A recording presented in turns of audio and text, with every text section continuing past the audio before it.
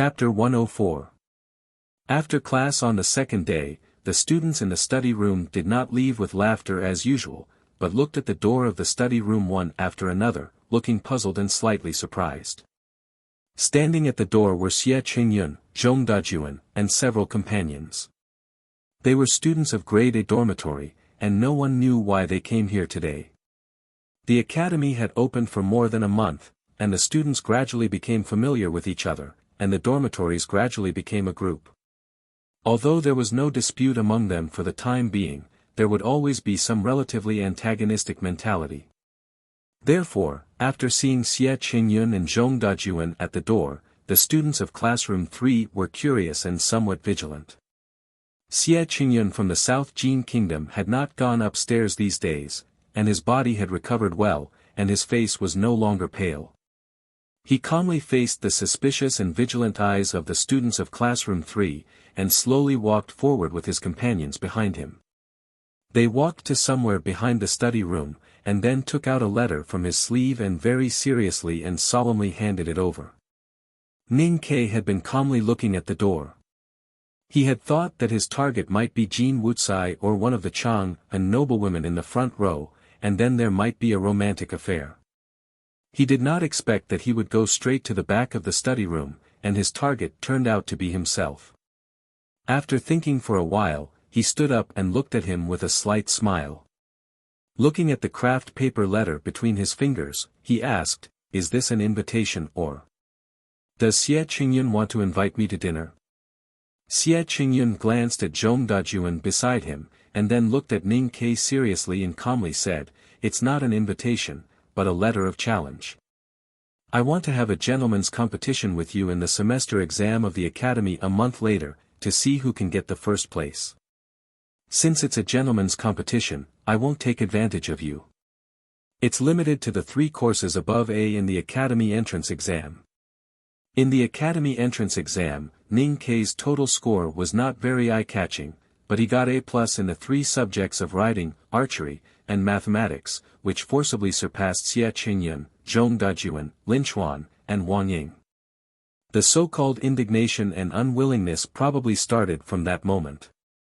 Coupled with the sensational competition later, Xie Qingyun, a talent from the South Jin Kingdom who had been proud of his peers since childhood, had to admit that compared with this seemingly ordinary border town soldier, he seemed to be always losing. He came to the Tang Empire with the glory of his family and even the South Jin Kingdom on his shoulders. He could not allow himself to keep losing.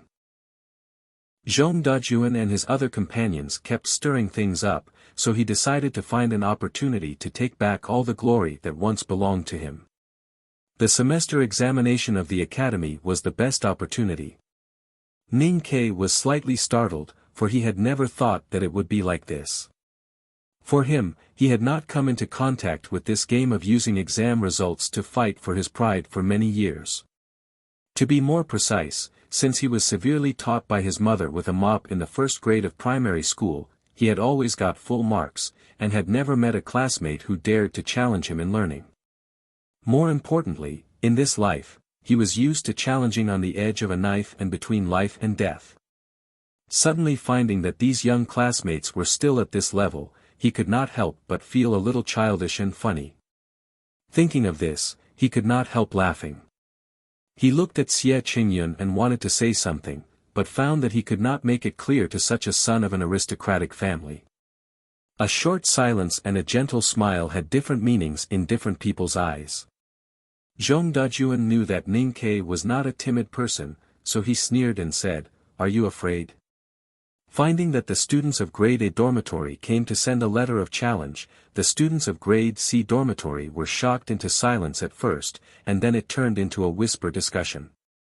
At this time, hearing Zhong Dajuan's sarcasm and provocation, although the students of grade C dormitory were afraid of famous people like Xie Qingyun and Zhong Dajuan, they could not help but get angry and shouted, "Ning Ke, take this letter." Situ-yi stood up and glanced at Ning Quebec. When she was about to say something, Ning Ke shook his head and stopped her.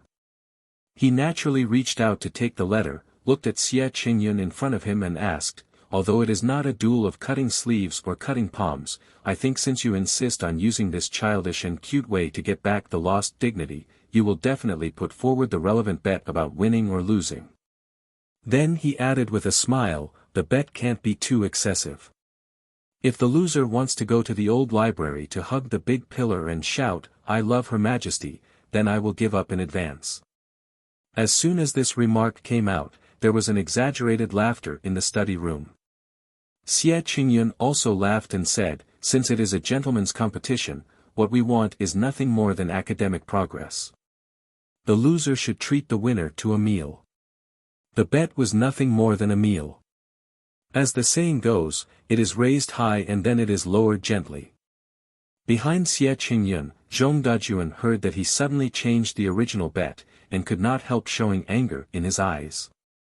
However, the students of grade C dormitory thought that Xie Qingyun's proposal was very graceful and had a better impression of him.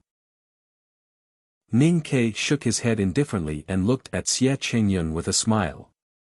He said softly, "A gentleman's competition. If I don't accept your challenge, am I not a gentleman? Although I am not a gentleman, and I don't want to be one, I think you are not a gentleman when you use words to force people to submit." Xie Qingyun slightly changed his expression and said nothing more. The challenge of Xie Qingyun, a talent of the South Jin Kingdom, caused a sensation among the academy students. The students of grade C dormitory were not in a hurry to go home or get a meal, but stayed excitedly, discussing and analyzing the possible results and giving suggestions for Ning Ke with a spirit of collectivism. Situilan even came up with the idea of asking the sharpshooter of the military ministry to give Ning Ke special training again. Ning Ke himself looked very calm and natural, just smiled and apologized and left the study room. Compared with the great fear between life and death, other things were not so scary. If he acted solemnly, it would be in vain and make others laugh. For Ning Ke, who had experienced too many great fears between life and death, Xie Qingyun's serious challenge letter was such a funny childish trick. He accepted the challenge letter not because he wanted to review the past and regain the glory of winning the whole school list, but because he didn't have too much energy to say anything to these youthful classmates. Now his whole mind was on the top of the old library, on the humble mountain without aperture acupoints. He went upstairs again, bowed respectfully to the east window, and then walked to the west window. On the way, he stopped at the bookshelf and pulled out the thin book. After opening it, he found that there was no message from the mysterious man on the paper, so he regretfully sighed and put the book back. Then he pulled out Wu Zhanyang's theory on Haren's sword from the bottom of the bookshelf on the third floor and began to read the book with his legs crossed. If Ning Ke was now lying in front of a steep and difficult mountain, then what he was doing now was what the foolish old man had done. Even if he couldn't climb over the mountain, he would forcibly dig a few ventilation tunnels from the middle. The foolish old man had stepped on many pairs of straw sandals and dug many holes to move the mountain. He was a guy with great perseverance. However, if he, who had no modern engineering knowledge, went to dig countless tunnels on both sides of the mountain, he would eventually be like a loach drilling through tofu, and helplessly dig a tofu dregs project that kept moving forward and collapsing. Even if he had the body of Vajra, it would be in vain for him to dig for thousands of years. It was a very beautiful wish that man could conquer nature, which could motivate human beings to keep moving forward at the spiritual level. But in specific cases, not everything could be completed perfectly by perseverance alone. Back to the foolish old man who was worshipped as an idol by Ning Ke and many male protagonists. When people questioned him, he said that his children and grandchildren were endless, but the mountain was always there, so one day it would be dug out. This sentence was very refreshing and vigorous, and vaguely in line with the true meaning of the headmaster's question of cutting peach blossoms and drinking wine. The so-called endless. However, the foolish old man didn't know a cruel truth, that was, the mountain would sometimes grow taller. In the next few days, the pen and ink were like swords, stabbing directly into the chest. The Haren sword, which was disassembled by the 8 strokes calligraphy of Yong, was like countless sharp swords, stabbing and stabbing in Ning Ke's body, and poking out countless invisible holes. However, those holes quickly collapsed, leaving no passage at all. In order to forcibly poke through those blocked passages, Ning Ke made great efforts, and his spirit and body were seriously exhausted. He didn't faint again, but with more and more times of meditation forcibly mobilizing psyche power to break the mountain, his face became paler and paler, his throat became drier and his ears began to buzz, and the pain in his chest and abdomen was enough to kill countless talents like Xie Qingyun. The injured lobe of his lungs began to affect his breathing, and his coughing at night became louder and more hoarse and unpleasant, so Sang Sang slept less and less. Finally, one morning, he spat out a mouthful of blood. After being sent to the medical hall, the doctor looked at the lad with pity as if he was looking at a tuberculosis patient, and then casually prescribed some nourishing medicine, and told him to take a good rest and not to go to the brothel again. After receiving 20 taels of silver, he didn't say anything more. After paying such a big price, the mountain in Ning Ke's body, the humble mountain, and the snow mountain were still there in silence. It was really like watching him dig the mountain, and the mountain collapsed, watching him move the mountain, and the mountain didn't speak a word of contempt. One night, Chen Pipi finally finished the learning task of the ancient ritual and sacrificial process arranged by second brother, and came to the old library in the starlight again. When he opened the thin book and saw the sonorous and powerful declaration left by Ning Ke, he was so shocked that he almost cried out. With his fat lips trembling, he pointed at the words left by Ning Ke, and angrily scolded in a low voice, "Are you really an idiot? In this world, except for the West Hill Divine Palace using the great god's vanquishing skill and asking the light of Haotian to forcefully open people's acupoints, who else can go against heaven and change fate? You actually want to open your own acupoints? You are so arrogant and stupid." Thinking of the long-lost Peach Mountain in West Hill, Chen Pipi was even more angry, and shouted, "3 great divine priests have to spend half of their lifetime to use the great god's vanquishing skill. Now who in this world is worth such a big price for the divine hall? You know, I was just fed a few heavenly power pills in those days." He felt sorry for Ning Ke's misfortune, and angry for his blind struggle. While angry, he waved the pen on the paper, and finished, "If one can open their acupoints easily, then everyone in this world is a cultivator. Idiot. 6 hours, 3,000 words, like sh*t. My brain has become an idiot. Fortunately, I have written it out.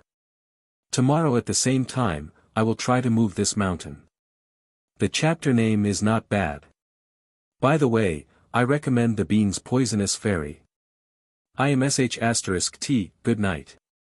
If you like this work, please come to Chidian.com to vote for me. Your support is my greatest motivation.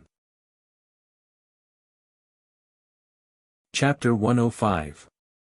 Gently patting his cheeks and rubbing his hands, Ning Ke pulled himself together and went upstairs. After greeting the female teacher, he waved his hand to drive away the cicadas and took out the thin book from the bookshelf. Full of expectations, he looked at the new handwriting on the paper and could not help raising his eyebrows and feeling gratified. However, after a while, his eyebrows could not help but droop with some annoyance. The mysterious guy's message rudely and even coldly pierced all the hopes he had these days. It could even be said that the more he suffered, the more he felt that the door was right in front of him. It directly told him that no one in the world could enlighten the acupores by themselves, and all those who tried to do so were dead. Will people die? What about those guys from the Devil's Doctrine? Ning Ke muttered to himself with eyes full of disappointment. He thought to himself, since the gray-haired man said that everyone could be the god of cookery, why can't everyone be a cultivator? After a long silence, he finally decided to give up reading Wu Zhanyang's theory on Haran sword. Because of many reasons, Ning Ke could be strong and persevering to move the mountain, regardless of the difficulties and obstacles he might face. However, courage and perseverance were not the same as stubbornness and stone-like stubbornness. Although he still did not know who the mysterious message was and what his identity in the academy was, he firmly believed that the person must be a cultivation genius who had a far better understanding of cultivation than himself. Since the other party said that people would not die from forcibly enlightening the acupores, then it would be very dangerous for him to move the mountain blindly. A wise man is good enough to be my teacher, and it is wise to listen to others' advice. Ning Kei's rational thinking made him decide to temporarily stop using the 8 strokes calligraphy of Yong to break the characters, but he was still inevitably disappointed. Before leaving the old library, he could not help but write a paragraph with the brush pen and ink. I won't read it today, but I will continue to read it tomorrow. I am not reading the primary exploration of Ocean of Qi and Mountain of Snow now, but I am reading Wu Zhanyang's theory on Haran Sword. You can leave me a message there. Besides, I have one last question. If most people in the world cannot sense the breath of heaven and earth because of different physiques, if this is the fate that Haotian gave to each of us, then isn't it too unfair for Lord Haotian?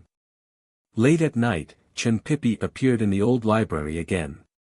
He looked out the window at the dark night sky covered by clouds and took out the book and a piece of paper from the bookshelf. After reading it, he couldn't help but laugh angrily. His round chubby cheeks were full of resentment. He thought to himself that the tone of this kid's messages was getting more and more impolite. He obviously wanted something from him, but the tone of the message sounded like he was ordering him to do something. He really didn't know where this idiot came from. Although he was thinking this way, he panted and squatted down to pull out Wu Zhanyang's theory on Haran Sword from the bottom of the bookshelf. Then he walked to the west window and began to reply to Ning Kei's message. As the most brilliant genius student in the academy in recent years, Chen Pipi could only attend classes and study under the pressure of those horrible senior brothers after he entered the second floor. He had no chance to play his hobby of being a teacher. That night when he saw Ning Kei's emotional message, he accidentally replied to it. He was concerned about it and wanted to see if the poor guy could make a breakthrough. He also wanted to satisfy himself. As the saying goes, helping people is also addictive. Chen Pipi did not know the name of the poor guy, whether he was a man or a woman, old or young, but since he had helped him from the beginning, it was like the mud in the wetland in front of the building. It was hard to get rid of once it got stuck to your hands. It was purely a psychological problem. The next day, Ning Kei went to the old library and directly took out the book of Haran Sword. Then he saw the mysterious man's message and 2 lines of extremely arrogant words on the paper. He could not help but rub his eyebrows and smile bitterly. There is no such thing as fairness in this world. Lord Haotian is like the sunshine on the snow mountain. He will always pity the lotus above the clouds and is too lazy to look at the grass in the cracks of the rocks at the foot of the mountain. For example, I am the unique genius in the world.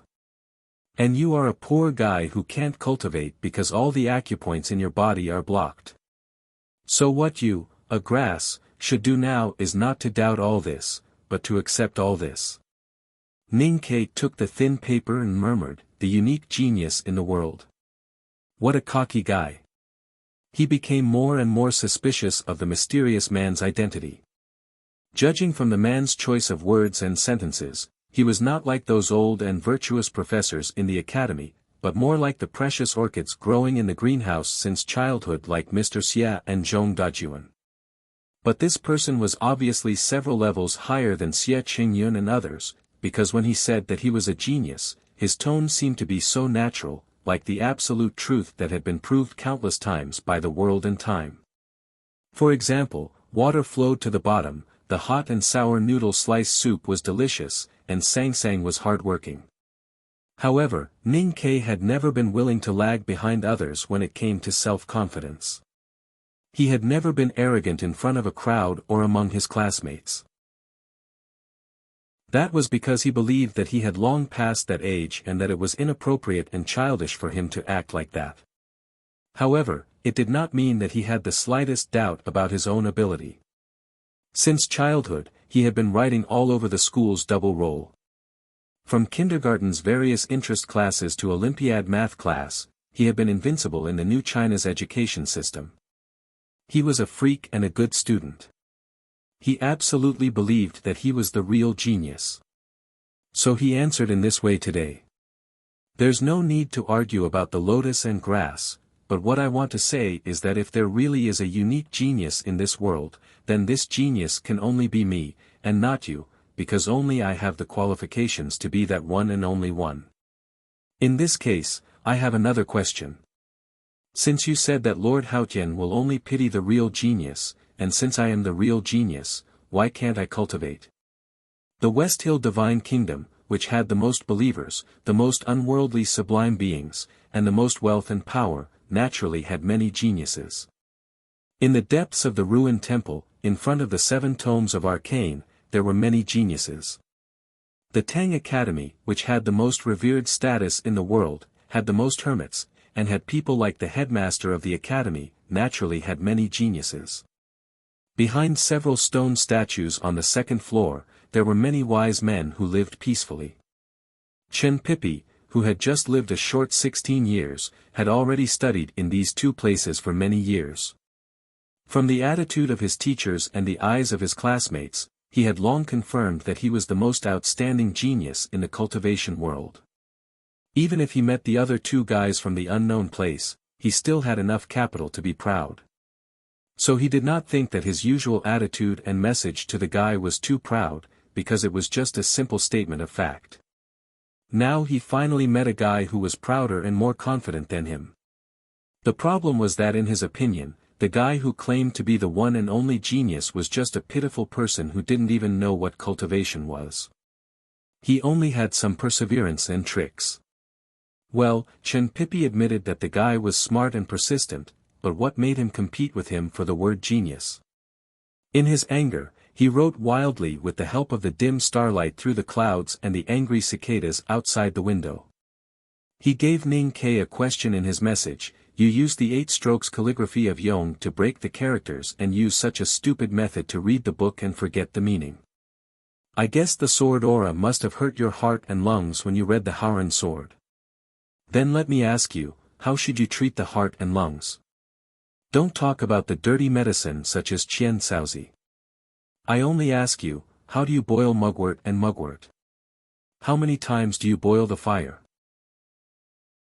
How to deal with Angelica de Hurica and ginkgo? Slice or grind? How to dose red ginseng and brown sugar? How to mix it? When is the green fruit and green wormwood tonic? You answer me. Mugwort and mugwort, Angelica de Hurica and white fruit, red ginseng and brown sugar, green fruit and green wormwood? Ning Ke looked at the scribbled messages on the paper and imagined the look of the guy who should be very young when he wrote furiously. He could not help but raise his eyebrows and feel that this matter was really too interesting. It was not surprising that the guy left a question to test him. But he did not expect that the question left by the guy had nothing to do with the 6 subjects of cultivation, such as how many sword styles could be seen when the characters were broken down in the 8 strokes calligraphy of Yong. Instead, he asked about the way of medicine. In an instant, he understood the intention of the guy. The guy thought that he was a unique genius in cultivation, so it was naturally a little unfair to test him with questions about cultivation. Therefore, he simply chose a question that had nothing to do with the 6 subjects of cultivation. It was a question about how to choose and decoct medicine. The reason why the other party chose this question was very clear, and it was also very proud. The so-called genius was an all-rounder who was well-versed in every field. Using a cultivation question to test you doesn't count as a skill, but using the problems you encountered on your own will be enough to stump you to death. What a prideful fellow. Ning Ke smiled and shook his head, and then his smile suddenly disappeared. Because he really did not know how to solve this question and how to mix and decoct those familiar medicines to cure his lung injury. The doctor in Chang'an City only told him to take good care of himself after receiving 20 taels of silver from Sang Sang. Although he was used to treating wounds with herbs in Min Mountain, he really did not know how to treat his lung injury and how to treat those medicines. Those who are not competitive usually disdain to be competitive. Have you ever seen the young Wang Bo argue with his peers about the different ways to write the Chinese characters? Have you ever seen Lin Jiying at the age of 17 compete with her classmates at the Huagang Art School for a man's affection? But if the young Wang Bo met Gan Luo, or the 17-year-old Lin Jiying met Sun Yawei, now that Ning Ke met a proud guy who claimed to be a genius and was very likely to be a real genius, he naturally wanted to compete with him. But unfortunately, he really did not know how to answer this question. I really can't answer your question, he replied shamefully on the paper. Then he raised his eyebrows and the freckles on his face lit up. He tightened his right hand holding the brush and wrote on the paper, but to be fair, I also have a question for you. I don't know if you can answer it. 201110232330 modification, to be continued. If you like this work, please come to Chidian.com to vote for me. Your support is my greatest motivation. Chapter 106. Under the starlight, there was a piece of paper, 2 pieces of paper, 3 pieces of paper on the table by the west window. Chen Pipi's eyes widened as he looked at the densely packed small characters on the paper. He felt his scalp tingle and wondered what kind of title this was. There were actually 3 whole paragraphs of characters written on it. Subconsciously, he began to read from the beginning. Haotian's light shines on the world, and cares for all living creatures like a cattle herder. If you think you are a little smart, you can try to calculate the number of cattle herded by Haotian. The cattle gather in the Kaiping market in the north of the Tang Empire. They are divided into 4 groups and pass through the city gate to leisurely graze on the grassland of the barbarians. The first group is as white as silk, the second group is shining with black luster, the third group is brown and yellow, and the fourth group is colorful. There are males and females in each group, and there are many and few of them. Let me tell you the proportion of the bulls in each group. The number of white bulls is equal to the number of brown bulls, plus 1/3 and half of the number of black bulls. In addition, the number of black bulls is equal to 1/4 and 1/5 of the number of colorful bulls, plus all the brown bulls. When the brown bulls and colorful bulls are together, they form a triangle, and no bull dares to break in. Please tell me the exact number of cattle in each group, and add an explanation. I solved this question when I was 7 years old. In the following time, Chen Pipi stared at the dense ink marks on the paper, and began to bite the pen, scratch his head and hair, smash his legs, pursed his lips, gasped, licked the pen tip, began to calculate, gave up, and then continued to bite the pen, scratch his head and hair, smash his legs, pursed his lips, gasped, and cursed in a low voice. He did not leave until late at night. The back mountain of the academy was shrouded in a faint mist in the early morning. The stone square was surrounded by a few thin fences, and one could faintly hear the sound of roosters pecking at their food nearby. Occasionally, there were some voices of reading and questioning coming from the school deep in the stone square. The fog gradually dispersed, and Chen Pipi dragged his fat body out. His eyes were bloodshot after staring for a whole night, and his hair, which was usually tied up tightly, was fluffy and messy like a pile of grass pulled by a chicken. He looked extremely embarrassed, not like a poor child who had been scolded by his mother for a whole night, but more like a poor child who had been scolded by his mother with a stick. Chen Pipi walked to the door of the school and listened to the questions being asked inside. Thinking of his usual arrogance, he couldn't help but feel ashamed. However, the urge to solve the question won over the possible humiliation. He gritted his teeth and pushed the door open. Without looking around, he respectfully bowed to the people around him. A moment later, a few shocked and mocking laughter rang out in the study room. There are actually math problems in this world that our junior brother doesn't understand? Even a genius like you can't solve this problem. How can we solve it? Pipi, don't be naughty. At this moment, a person appeared at the door of the study room, and the laughter in the room suddenly stopped. Everyone, including Chen Pipi, quickly stood up and bowed respectfully, saying, "Greetings, second brother." The person who was addressed as second senior brother was tall, wearing a rather ancient hat and an ordinary summer uniform of the academy. However, there was a satin belt woven from golden threads tied around his waist. He had dashing eyebrows and handsome eyes, and his expression was solemn and square. His entire body exuded an air of strict observance of etiquette. Standing there, he seemed as unshakable as a palace. The season of the year is in spring. It's still the end of spring, and it's not summer yet. You're already lax again. The season of the year is in the morning. Now it's just morning, and you're already laughing and joking again. How improper. Everyone knew that second brother had such a proud and polite temperament, and they were even more nervous when facing him than when facing the headmaster of academy and eldest brother. Fortunately, they had long been used to such clichés, so they didn't take it seriously and just responded with a smile. Chen Pippi couldn't pretend to be stupid. He smiled awkwardly, tidied up his messy scalp as fast as he could under the stern gaze of second brother, and pulled his wrinkled uniform hard. Then he coughed twice and walked forward, handing the pieces of paper in his hand to second brother very respectfully. You got A+ in 6 subjects in the academy entrance exam, and there are math problems that you can't solve. Second brother took the 3 pieces of paper with a slight frown and glanced at them. They said the same sentence, but it was not to laugh at Chen Pippi, but to be a little confused. Who made the problem that embarrassed a genius like youngest brother to this extent? After quickly reading the problems on the paper, second brother frowned more and more, and his thin lips curled up.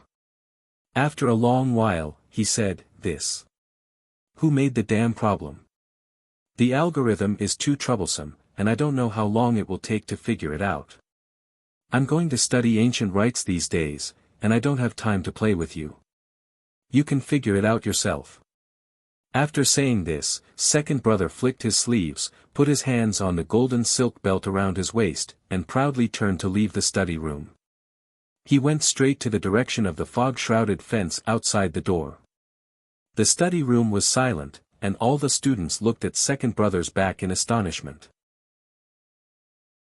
They thought that second brother, who hid his absolute pride with seriousness, would also use this method to avoid a fight.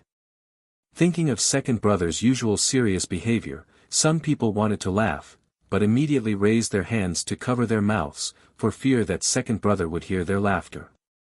Chen Pippi looked at second brother's gradually disappearing back, and his expression became even uglier. His fat face twitched and undulated, and he ran to the door and cried, "Senior brother. You should at least give me some ideas." At this time, second brother slowly walked out of the stone platform with strict and square steps, like an emperor on the stage. Hearing Chen Pippi's pleading, he didn't look back, but raised his hand impatiently, and angrily rebuked, "I said I won't figure it out, so I won't. I don't know how big the number of this damn problem will be. Not to mention Kaiping Market, even the whole Tang Empire can't put down so many cows. I'm curious about where Haotian's ranch is. Well, I admit that I can't figure out this damn problem, but I don't believe you can, especially when you were 7 years old. Unless you tell me the answer immediately, I will think that you are acting shamelessly. To tell you the truth, acting shamelessly to me in the academy, especially to someone who is angry out of shame today, will cause very serious consequences. This is not a warning, but a friendly reminder."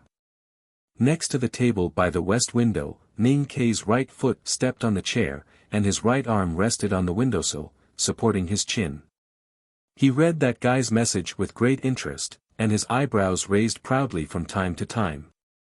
When he saw the 4 words, "angry out of shame," he couldn't help laughing out loud, which made the female professor by the east window frown and look at him. Ning Kei hurriedly sat up straight, and then continued to read that guy's message. He didn't know who was the person who was angry out of shame in the message, and thought that it was just an excuse to save face. If he knew that the person who was angered by his Archimedes ox-splitting problem was the legendary second brother of the second floor, he didn't know whether he would laugh more happily or break out in a cold sweat. As for the guy's accusation of acting shamelessly, Ning Kei didn't care at all.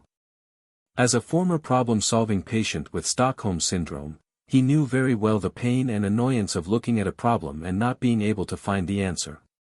The guy's accusation was nothing more than an urgent need to know the answer.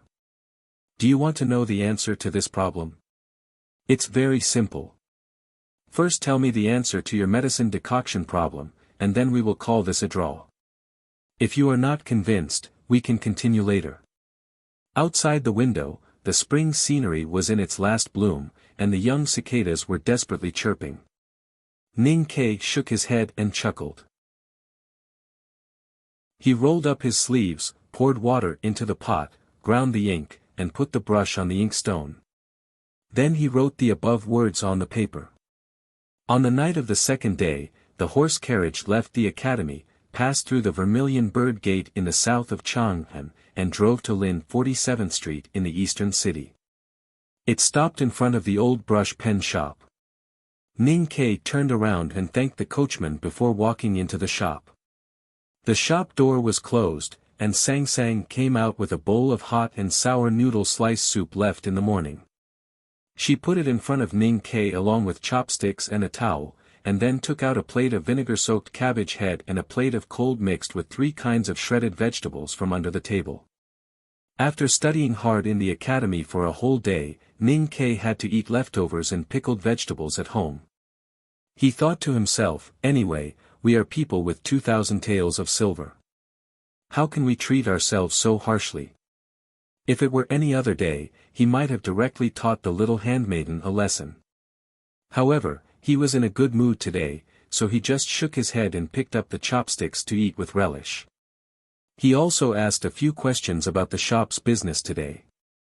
Sang Sang had already eaten in the afternoon, and now she was sitting beside him. Her thin arms were placed on the table, and her dark little face was resting on her arms. She tilted her head and stared at Ning Kai's face with her willowy eyes. After a while, she asked curiously, "Young master, are you in a good mood today?" "Yes." Ning Kai picked up a piece of blackened cabbage head and threw it into his mouth. He chewed it and frowned painfully because of the sour taste. He answered vaguely, "Recently, I met a very interesting guy in the academy." Sang Sang heard that he had made a new friend in the academy and smiled happily. She tilted her little face and asked with concern, "Is it a classmate? Is it a man or a woman?" Ning Kai looked at the little handmaiden's face and was slightly startled. He moved the tip of his chopsticks in the warm hot and sour noodle slice soup. After a while, he hesitated and said, "I haven't seen him before, but, he should be a man." "No."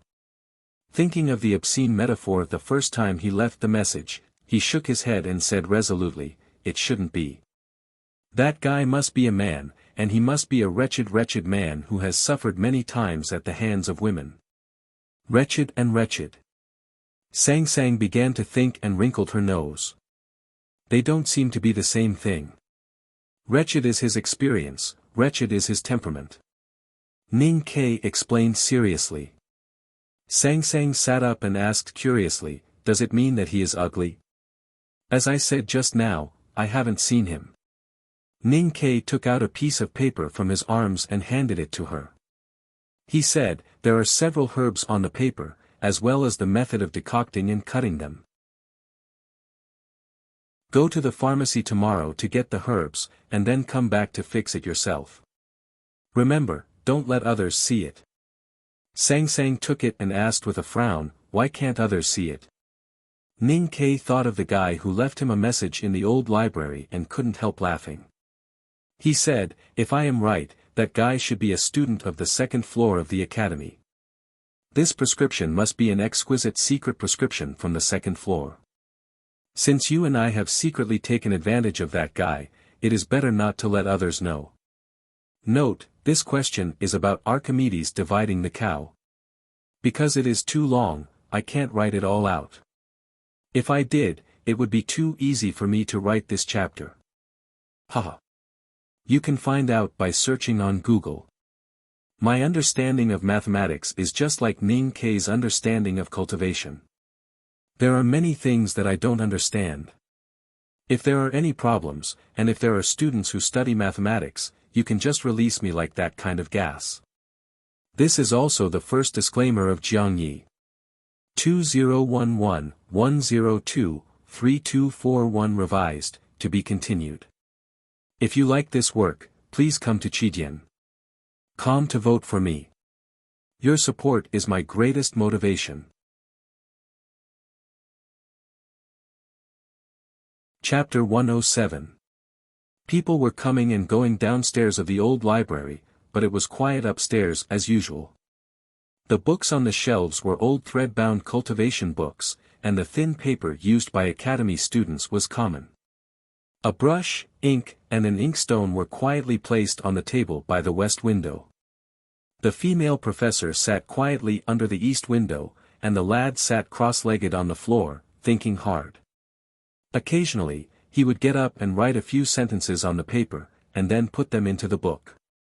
At night, another fat lad came quietly, and after seeing the messages, he would go to the west window and write a few sentences or a long speech. Ning Kei and Chin Pippi, who did not know each other's identity, kept communicating by leaving notes. The late spring and early summer quietly slipped away as they wrote and laughed. It was peaceful and beautiful. Brother John Doe, is there any way to make the sword style in the book more gentle? Idiot, if it could be gentle, how could it be called sword style? Besides, the math question about the meadow and the cow yesterday was too weird. What is the relationship between quantity? Idiot, don't call everything you don't understand weird. Besides, is there really no way to open the acupoints? I still don't believe that Master Haotian would be so unfair to a genius like me.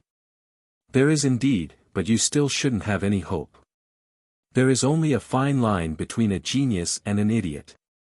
Anyone who has such hope, whether he is a genius or not, will become a poor idiot in the end. Besides, I still have to repeat that the math question you asked the day before yesterday was really a bit weird. It was not simple and beautiful. I heard that the devil's doctrine used a different method.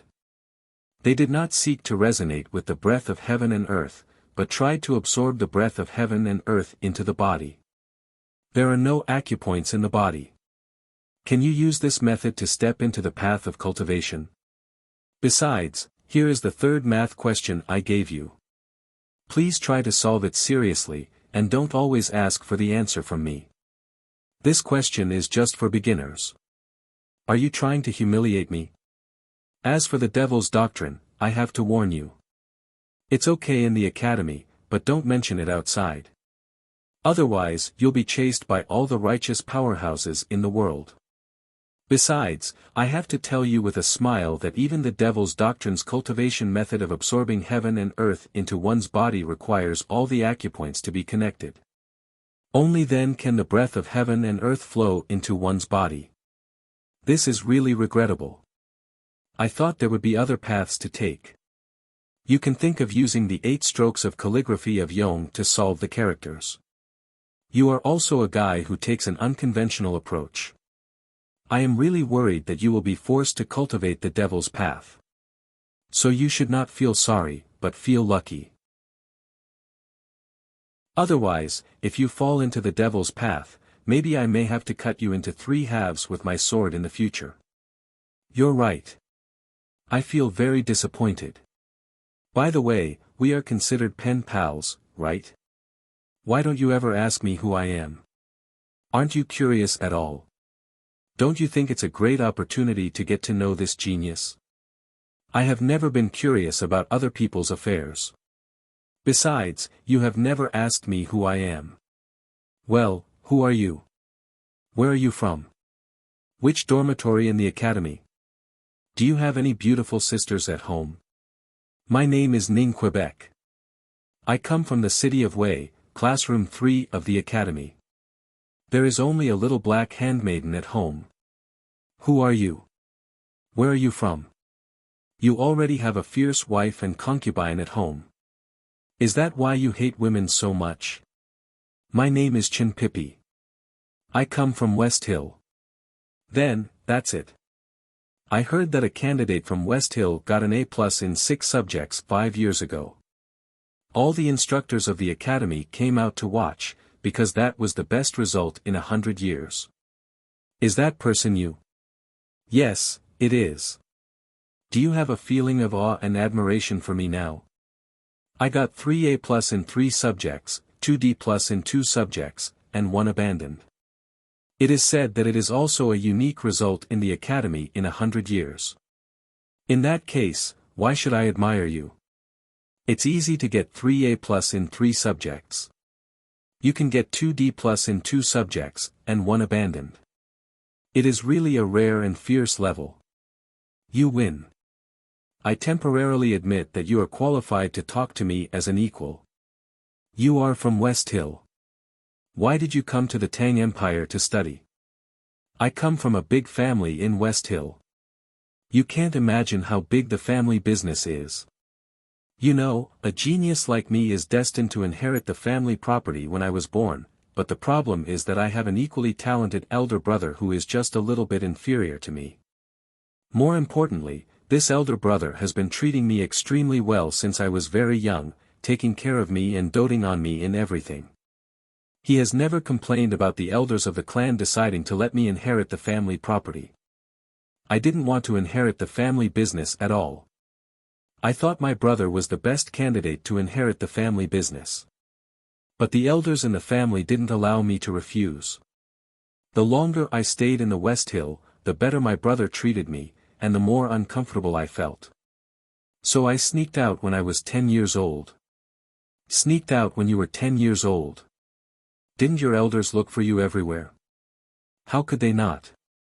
Since they couldn't find me, they must have guessed that I was hiding in the academy. What about you? Why did you enter the academy? Why did you work so hard a few days ago? I entered the academy because I wanted to be an official of the empire. Of course, I wanted to cultivate more. As for why I worked so hard, it was because I had a lot of things to do. If I didn't work hard now, I might lose my life in the future. What could be so troublesome?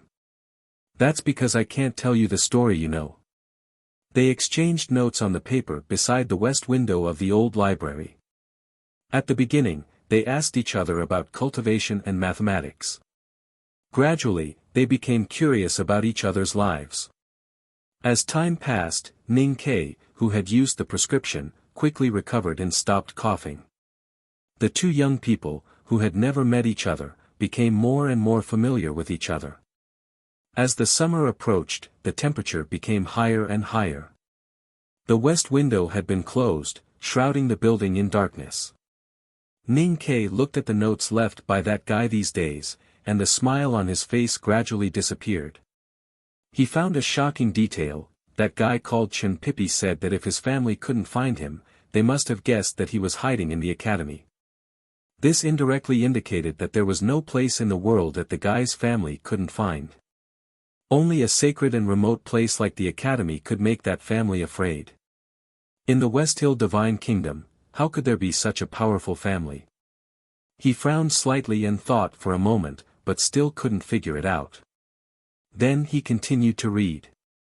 Yesterday afternoon, he had asked if they could meet in the letter for the first time. Now that he was sure that Chen Pippi was on the 2nd floor, he was naturally curious about the reply in the letter. On the paper was someone's handwriting from last night. When you can enter the 2nd floor, you will naturally see me. Ning Kei shook his head and replied with his pen, the problem is, how can I enter the 2nd floor? Hao Tian's unfairness had blocked all the acupoints in the young lad's body.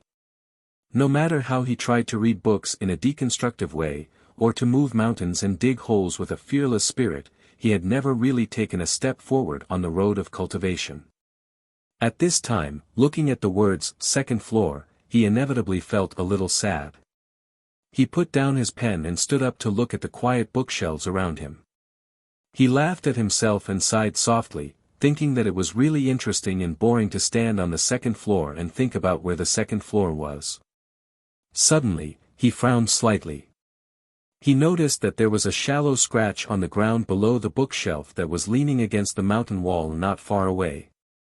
The scratch on the dark-colored wooden floor was extremely faint. If one did not look carefully, it would be hard to notice. After a moment of silence, Ning Ke walked over and squatted down to touch it with his fingers, confirming that it should be the result of years of friction. He looked up at the heavy bookshelf, and his fingers that were pressing on the scratch slightly trembled. On both sides of the bookshelf, there were some complicated patterns that were difficult to understand. The patterns were greasy over the years, suddenly round and suddenly square without any specific shape, looking extremely ugly. Every detail of the flying eaves and carved rafters of the old library was extremely exquisite, but the patterns on the bookshelf facing the wall were so crude. He felt more and more strange. He slowly touched it with his fingers, and then closed his eyes to feel every kind of touch coming from his fingers. Could it be that the legendary second floor was behind the bookshelf? Could it be that the Real Academy was behind the wall? You can try to pry open the bookshelf and see what is behind it. Ning Ke suddenly opened his eyes and turned around. He found that the gentle and small female professor had quietly come behind him and was looking at him with a gentle and even a little encouraging eyes.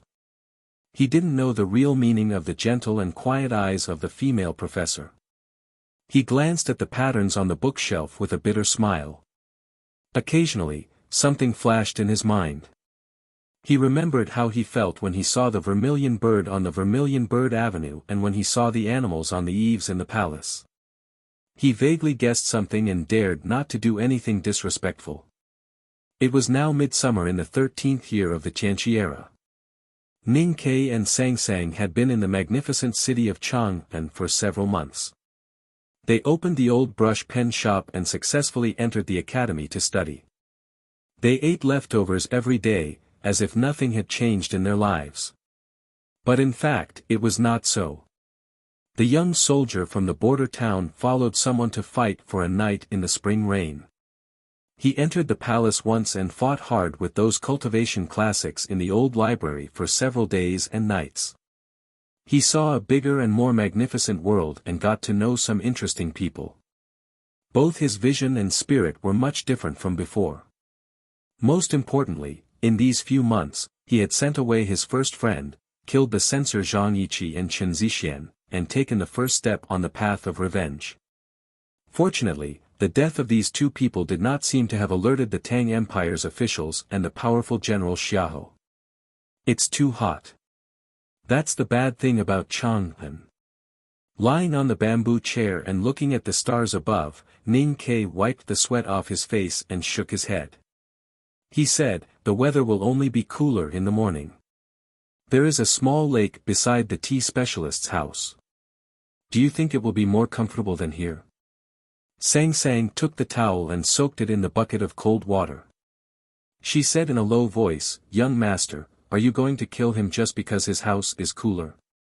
Revenge, is it really that interesting?" 2011-102-3250 revised. 3 chapters have been written. 3 chapters have been revised. Please vote for me. I've just started moving the mountain, and I really need everyone's help to stimulate me. To be continued. If you like this work, please come to Chidian.com to vote for me. Your support is my biggest motivation.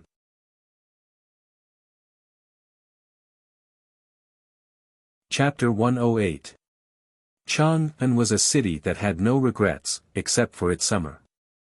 In June, the sun was getting brighter and brighter, and the temperature was getting higher and higher. The hot summer air enveloped the streets and alleys. Occasionally, the wind would blow with a disgusting warm breath, wilting the originally green and plump leaves, staining the grapes on the racks purple, bringing out the ice cubes from the houses of the nobles, and pushing open the doors and windows of the commoners. All the doors and windows of the shops along the street of Lin 47th Street were open. Compared to the risk of theft, the risk of dying from heat stroke was obviously more terrifying. The poor manservants and waiters sat on the stone steps and looked around weakly, guarding against the thieves who had also stayed at home to enjoy the cool air. The shopkeepers and the masters moved bamboo chairs and water buckets to an alley behind the street. The alleys were quiet and narrow, shaded by green pagoda trees. There was not much sunlight during the day, and the night wind was much faster because of the narrow alleys, which made people feel relatively cool when it blew on them. All kinds of bamboo beds and small square tables had completely blocked the narrow alleys behind the street. The neighbors were lying on the bamboo beds and chatting lazily, with fruits soaked in well water on the small square tables beside them. There were also those who were used to finding joy in bitterness. They dug into their bowls of oily noodles, the sweat from the chili mixed with the sweat from the stuffy heat. They used the trick of fighting poison with poison to deceive themselves that the night was not that unbearably hot. From time to time, there would be a clear smack in the alleys. It sounded like an adult was educating a naughty child, but in fact, it was just people patting their greasy and sweaty backs with towels soaked in well water. You can't. Do you still want to find someone to warm your feet on such a hot day? The couple in the fake antique shop argued day after day about taking a concubine. The people on Lynn 47th Street had long been tired of hearing it, and even began to wonder if it was a kind of flirtation. There was also a back door at the back street of the old brush pen shop. It had not been used for a few days, but now it was finally put to use. Ning Kei lay on the bamboo chair and took the wet towel from Sang Sang. He sighed and wiped his naked upper body. Listening to the quarrel coming from the bamboo bed next door, he thought that the life of the common people was not as interesting as what scholars said. Since it was boring, he decided to leave. He put the wet towel on his shoulder, got up and said goodbye to his neighbors before returning to his own courtyard. Sang Sang followed him with a bucket in one hand and a bamboo recliner in the other. Today, the little handmaiden was wearing a thin blue floral blouse. Her arms and legs were bare, and her tanned face was flushed.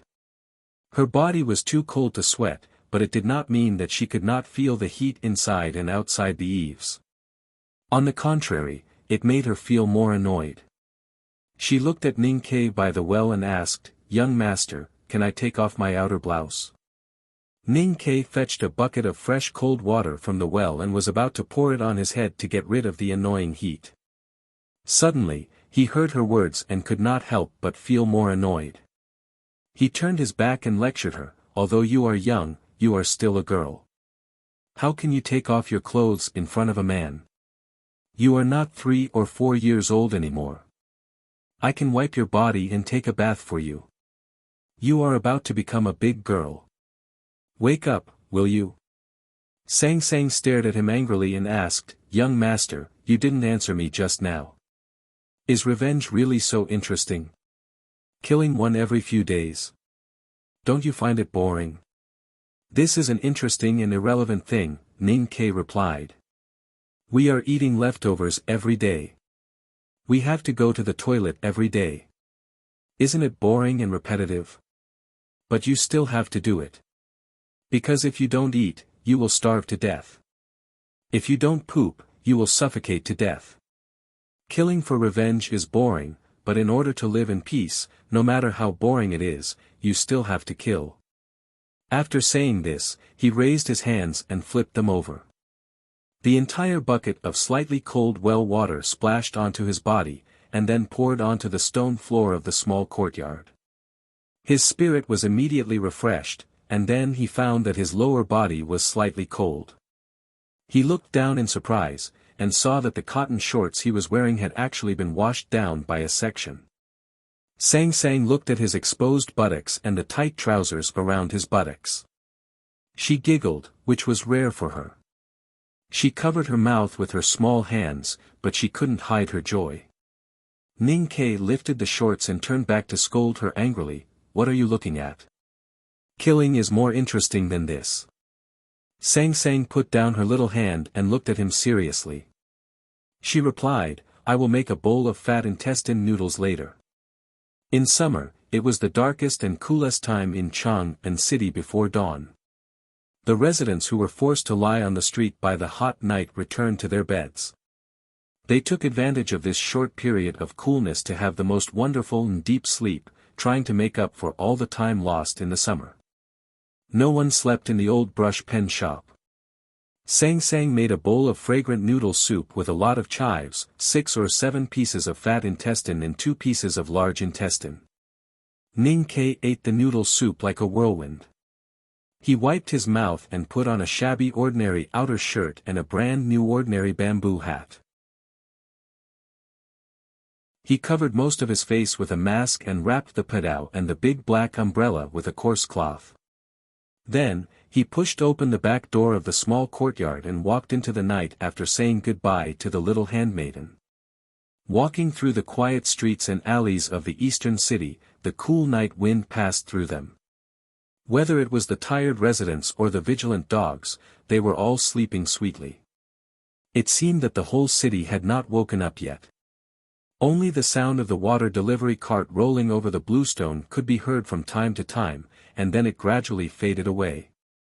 The faint light of the lantern illuminated the road ahead of the water delivery cart, which was swaying restlessly.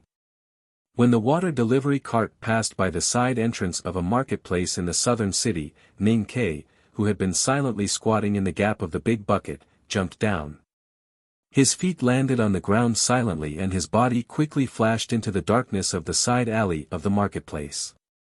Then, he took out the hand-drawn map by Sang Sang and looked at it for the last time in the extremely dim light.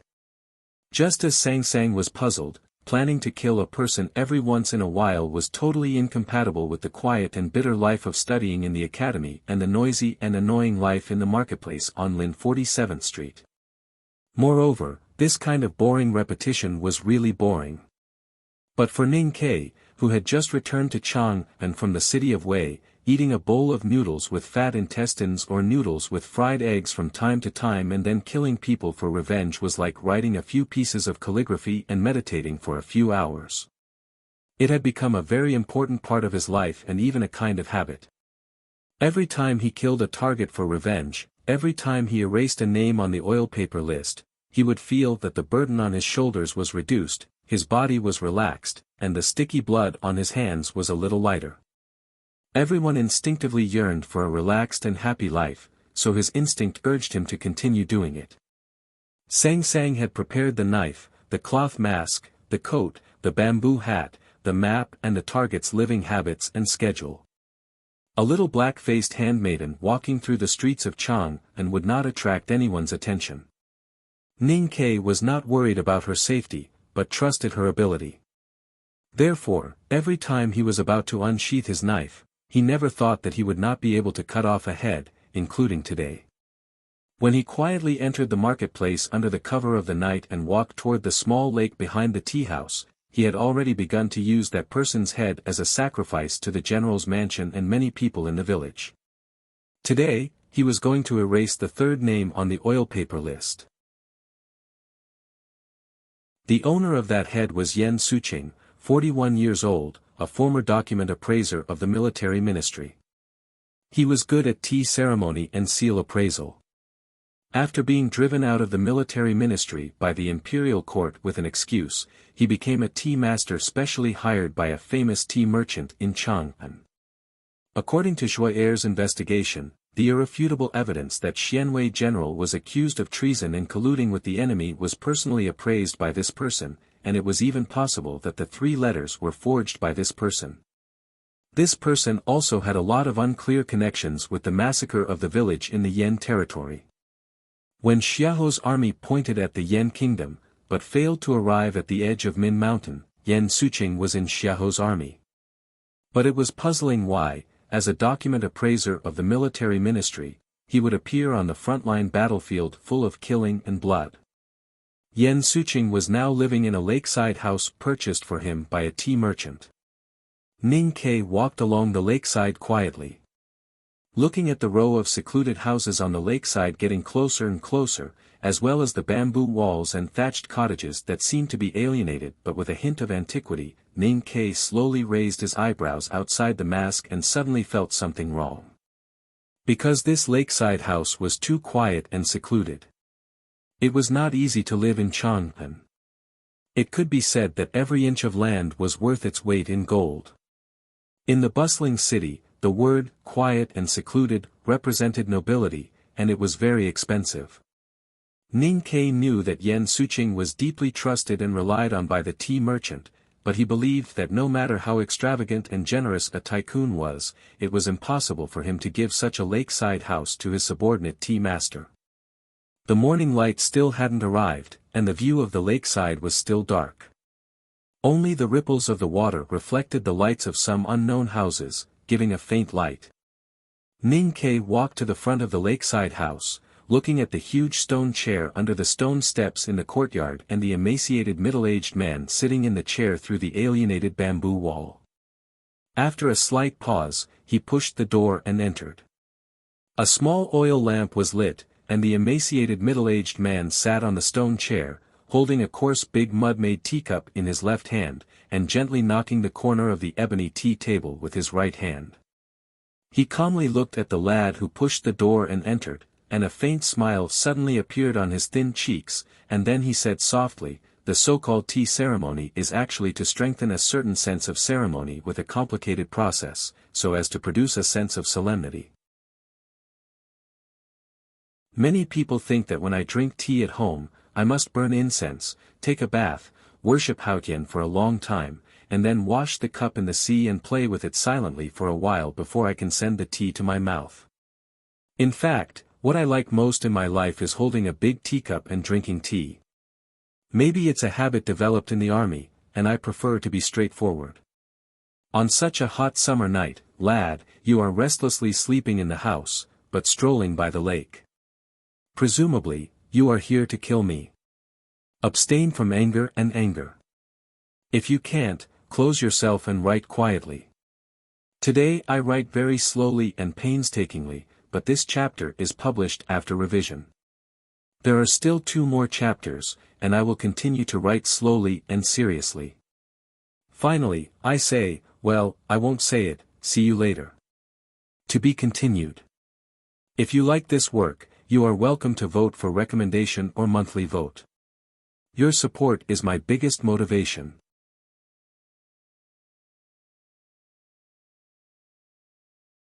Chapter 109.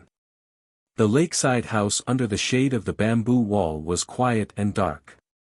The middle-aged tea artist was sitting on a stone chair carved with Kuan Lake stone, and in front of him was a tea table carved with Kuan Lake stone, on which there was an ebony tea table, on which there were warm and clean teapots and teacups. Beside the table was a small portable charcoal stove, on which the kettle on the stove exuded faint steam, but it had not boiled yet. In such a hot summer night, the middle-aged tea artist seemed not to feel the heat brought by the small charcoal stove. He was draped in a thin coat, and was as calm as a hospitable host waiting for someone to return in a winter snowy night. He was Yan Suqing. Ning Ke was very sure of this. The vigilance he had before outside the lakeside house was finally confirmed at this moment, because the other party had sensed his coming in advance, and had already perceived his intention. Glancing at the tea dregs under the bamboo wall with the corner of his eyes, and after a moment of silence, he looked at the tea artist in the chair and asked, "Then let's be direct. I want to know whether you have anything to do with the extermination of the whole family of the Xianwei general's mansion and the massacre of the Yan border village." Yan Suqing slightly frowned. He did not expect that the lad who came to kill him tonight was actually because of the 2 things many years ago. He had thought that no one in the world remembered those old things. After a moment of silence, he smiled and said, "Of course it has something to do with me. Otherwise, how could I, an officer with a bright future in the military ministry, become a tea artist who looks after the house of a tea merchant? I should not be the first person you've come to." He looked at Ning Ke and asked, "How are the others now? I haven't seen them for many years. I don't know what they are doing now." Ning Ke silently observed the lakeside house and the movements around. Looking at this noble residence, he answered, "They are not living well, at least not as good as you, who can live in such a nice place." Yan Suqing laughed out, shook his head and said with emotion, "Do you know why they are all not doing well, but I can live well? Because I am still of some use to the empire."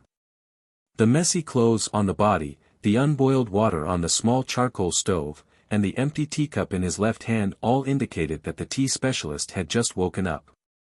He probably got up because he sensed that Ning Kei was near the lakeside house. He was not planning to ambush Ning Kei in advance. He was just a tea artisan who looked weak and frail and dealt with tea sets and spring water all day long. Why didn't he call for help or run away when he knew that someone was coming to kill him? Instead, he just sat there calmly and waited. What could he rely on? Moreover, what use could a tea master have for the empire? How could a tea master guard a tea merchant's house? How could a tea master have a better retirement life than Chen Zixin? In the blink of an eye, Ning Kei thought of many possibilities, even the most impossible one. An unprecedented solemn expression appeared on his childish face outside the mask. He looked at the other party and asked, "Why didn't you escape? Why should I run?" Yan Suqing looked at the teenager with a smile and said, "Since I'm awake, how could you kill me?" After saying this, he gently flicked his sleeves, and a small dark sword without a handle appeared on the stone table. Ning Kei frowned and his body became a little stiff. He knew that he had encountered the most impossible possibility. This weak and frail tea artisan was actually a cultivator. At this moment, he could not help thinking of the conversation he had with Liu Qingchen on the journey. The conversation about sword masters and psyche masters in Chang'an City were as numerous as dogs. At that time, Liu Qingchen laughed and said that this argument was absolutely too exaggerated. After entering Chang'an City, Ning Kei had seen cultivators from the South School of Haotian Taoism opening altars and casting spells by the roadside, and had fought with cultivators in Spring Breeze Pavilion with Chao Xiaoshu. However, he really did not expect that an inconspicuous name on the revenge list was actually a powerhouse in that world. Neither Zhuayer's information nor Sang Sang noticed it. No one could imagine that the former document appraiser of the military ministry and the tea artisan supported by the tea merchants was actually a cultivator who was proficient in sword riding. Ning Kei's tightly knitted eyebrows slowly relaxed. He looked at Yan Suqing in the chair and the hiltless small sword in front of the emaciated middle-aged man, and said with a gentle smile, "Since you don't want to escape, I will." As soon as he finished his words, he turned around without hesitation and rushed out of the lakeside house like a galloping horse. Yan Suqing looked at the back of the teenager that was about to disappear beside the bamboo wall with great interest. He chuckled and shook his head, saying with emotion, "Since I've come to kill a cultivator, can I still retreat?" The gentle words with strong confidence and killing intent slowly came out from the thin middle-aged man's lips. At the same time, he put down the coarse big teacup in his left hand, rolled up the cuff on his left arm with his right hand, and made a sword formula with the middle and index fingers of his left hand, pointing obliquely to the outside of the lakeside house. His movement was extremely casual and unrestrained. As he pointed obliquely with the middle and index fingers, the dim hiltless small sword on the tea table suddenly hummed in a low voice, as if it was injected with some kind of magical energy.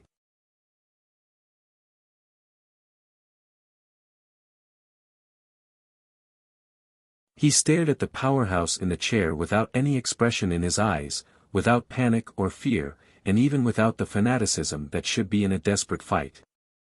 A soldier coming back from the frontier fortress? Yan Suqing gradually stopped smiling, and looked at the bloody lad not far away from him, saying calmly, 14 consecutive sword attacks failed to directly stab you to death, and only left some small wounds on you. Only the frontier fortress soldiers have this kind of physical instinct. But I have to remind you that even if the wounds are small and the blood flow is slow, you will still die after a long time of bleeding. I understand, so I will try to find a chance to cut off your head before the blood runs dry. Ning Kei answered. You won't have such a chance. Yan Suqing looked at Ning Kei sympathetically and shook his head. At this time, the water on the small charcoal stove finally began to boil, and hot water mist sprayed from the mouth of the pot. The tea artist lifted the kettle on the stove with his left hand, and poured the water into the crude teacup. He looked at the tea leaves that kept floating in the boiling water, and lowered his head, saying, I'm going to drink the morning tea, so I won't play with you. There is one more chapter, which is being written. To be continued. If you like this work, you are welcome to vote for it and vote monthly. Your support is my biggest motivation.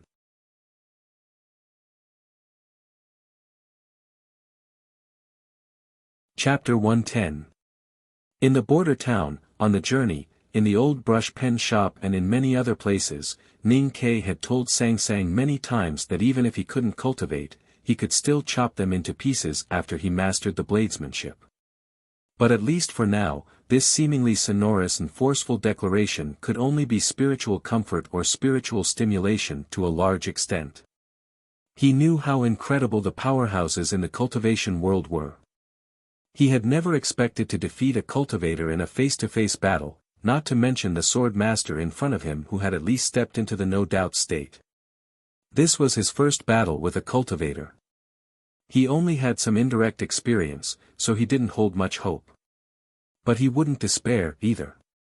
He always believed that only the dead needed despair. The water on the charcoal stove gradually boiled, and the steam rose. The boiling water rushed into the teacup. Ning Ke looked at this scene carefully, staring at Yan Suqing's every move, his shoulder, and his hand. He didn't listen to any words that might weaken his fighting will.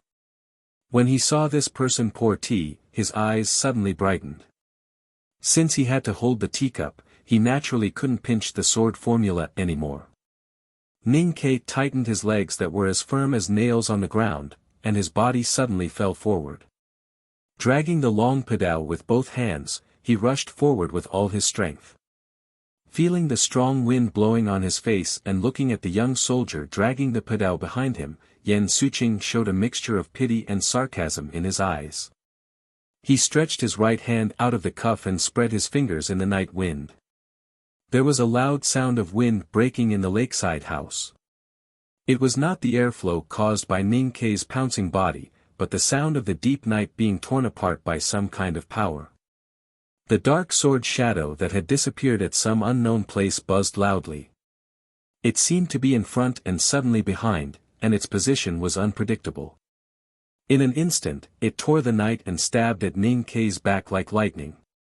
The bamboo leaves rolled up by the wind on the bamboo wall suddenly became quiet, and then scattered in all directions in panic. The hot mist near the charcoal stove suddenly condensed, and then sank to the ground extremely slowly. The time on the stone ground in the courtyard seemed to become much slower. Was this the power of a sword master's full blow? Feeling the absolute coldness coming from his back and the sharpness that had already begun to break his heart even before he came into contact with it, Ning Ke sighed with emotion. He knew that the hand of the Grim Reaper was about to touch his back. However, he did not look back, nor did he dodge. He continued to charge forward like a ferocious tiger. He was still running because he knew that there was no way back if he looked back. Dodging at such a close distance would be futile. At this moment, he could only run towards death or run faster than death. Only in this way could he have the last shred of hope. When Ning Ke was 2 steps away from Yan Suqing, he stared at his opponent's neck with his eyes wide open, regardless of the aura of death so close to him. Crossing his hands, he concentrated all his strength on the padao and fiercely chopped at Yan Suqing. Looking at the fierce blade light coming at his face, Yan Suqing held the teacup in his left hand and just touched his lips, with no expression on his face. In the sea of breath of nature, he clearly saw that the hiltless small sword controlled by his psyche power had already flown to the back of Ning Ke like lightning. Before the blade fell, the lad would die. The padao in Ning Ke's hand was 3 feet away from Yan Suqing's neck. Yan Suqing's flying sword was 1 foot away from Ning Ke's back. The flying sword controlled by a cultivator was faster than the knife wielded by the best machete men in the world. No matter how he calculated, although Ning Ke bravely fought for a desperate chance, it was a pity that this last fight could only cost his own life, but could not hurt Yan Suqing at all. The next moment, Ning Ke should have died, but he didn't. With the momentum of dragging the padao and chopping, he quietly loosened his left hand and very naturally reached to his back, grasping a hard object sticking out of the cloth. He grasped the handle of the big black umbrella. His slender and steady fingers grasped the handle of the umbrella and twisted it forcefully. The coarse cloth wrapped around the umbrella suddenly changed shape.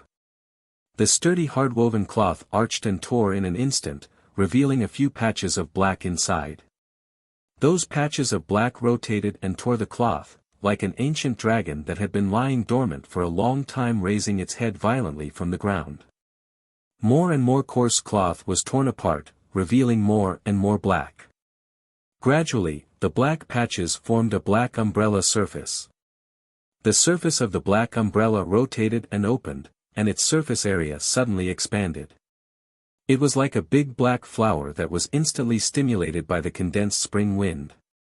With a bang, it covered Ning Kei's back and blocked the dark sword shadow that was buzzing and shrill. Yen Suqing mobilized all his psyche power to make a fatal sword shadow with endless power. However, when the hiltless small sword fiercely stabbed the seemingly ordinary and greasy umbrella surface of the big black umbrella, a very unimaginable follow-up change took place. There was no sound of the umbrella surface tearing, nor was there any sound of fierce collision. When the incomparably sharp flying sword pierced the surface of the black umbrella, it was like a fallen leaf falling into a boundless black swamp, or like a tired mosquito gently landing on the black signboard of the old workshop. The flying sword vibrating and buzzing at high speed seemed to be glued to the big black umbrella surface, and suddenly became absolutely quiet. A moment later, the fallen leaf falling into the boundless black swamp slowly sank without a trace, and the tired mosquito falling on the old black plaque dispiritedly and powerlessly fell to the air, falling to the end of its life. The previously agile and sharp hiltless small sword seemed to have lost all its life in an instant, falling from the big black umbrella surface and slowly falling to the ground. In the world of the chi of heaven and earth, a thread was broken. Yen Suqing's expression suddenly changed, finding that he could not sense his own natal sword. With a shrill roar, he released the coarse teacup with his left hand and put his palms together to clamp the blade of Ning Kei's one hand chopping toward him. There was a hair's width between his palms and Ning Kei's blade, and they did not completely touch each other. However, in that extremely fine space, there seemed to be some kind of power filling it, as tight as cotton. The shrill roar reverberated in the quiet lakeside small house. Hearing the roar, the flying sword that had just fallen to the ground bounced for a while, but could not fly again no matter how hard it tried. It seemed to be extremely miserable and futile, like an old mosquito falling on the frosty ground in late autumn, with its thin wings frozen into glass ice. The so-called struggle was more like the twitching before death. Yen Suqing's eyes were full of killing intent. With another shrill roar, he crossed his palms to slap away the cold blade surface, and then his right hand came out of his sleeve. His body slanted and bounced up from the chair, and he used his fingers as a sword to stab Ning Kei's throat. At this time, the coarse and clumsy teacup fell to the ground heavily, and the ground was covered with black and red ceramic gravel. The hot water mixed with tea leaves scattered in a radial shape, and the white-hot air escaped in a panic. Yen Suqing used his fingers as a sword to stab Ning Kei's throat, and drew an arc slightly to the left, which was a little farther than the direct stab, which also gave Ning Kei the last time to react at the critical moment. He had to do so, because he wanted to avoid the big black umbrella behind Ning Quebec subconsciously. He did not want to touch the big black umbrella, even a little bit. The greasy and dirty surface of the open big black umbrella looked darker and darker than the darkness before dawn in the lakeside small house. Yen Suqing did not know what the big black umbrella was. But as a sword master who had been immersed in the cultivation world for many years and had made progress in the past 10 years after he quit the military ministry and hid among the tea-scented clay pottery, he could vaguely feel the fear brought to him by the big black umbrella, which was the instinctive fear of cultivators. It was because of the deepest fear in his heart that Yen Suqing's finger sword was a little slower than usual. It was also in this extremely short time that Ning Kei had time to move the black umbrella to the left side of his body. At this time, the big black umbrella, which had been completely opened, had a large surface area. Like a big black flower floating on the lake, it obediently slid from Ning Kei's right shoulder to his left shoulder, and then covered his entire body. Yan Suqing's fingers poked on the surface of the big black umbrella fiercely. The feeling of poking on the surface of the black umbrella was a little slippery, sticky and disgusting.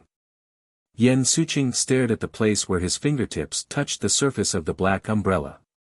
The deep fear in his heart surged out, his body trembled violently, and his face became extremely pale in an instant. He was extremely shocked to find that the psyche power in his body and the chi of heaven and earth mobilized by his psyche power were also surging out along with the inner fear. The big black umbrella was like the deepest and most boundless night, which would swallow all the light. Yan Suqing didn't expect that he would be forced into such a situation by an ordinary person and a seemingly ordinary big black umbrella. But he knew that he had been forced to the edge of the cliff of life and death. He didn't withdraw his finger sword, because as soon as the light entered the night, the winner must be decided. It was either day or night. Before or after sunrise and sunset, no one could leave in advance. A shrill and unpleasant howl burst out from his lips. The cultivator who had hidden among the people for more than 10 years finally broke out the most extreme strength. He exerted his psyche power at a terrifying speed and dispersed it around his body through the snow mountain and ocean of chi. He mobilized all the chi of heaven and earth that could be sensed in the lakeside small building, condensed it in front of his fingers, and turned it into sword style to stab the black umbrella.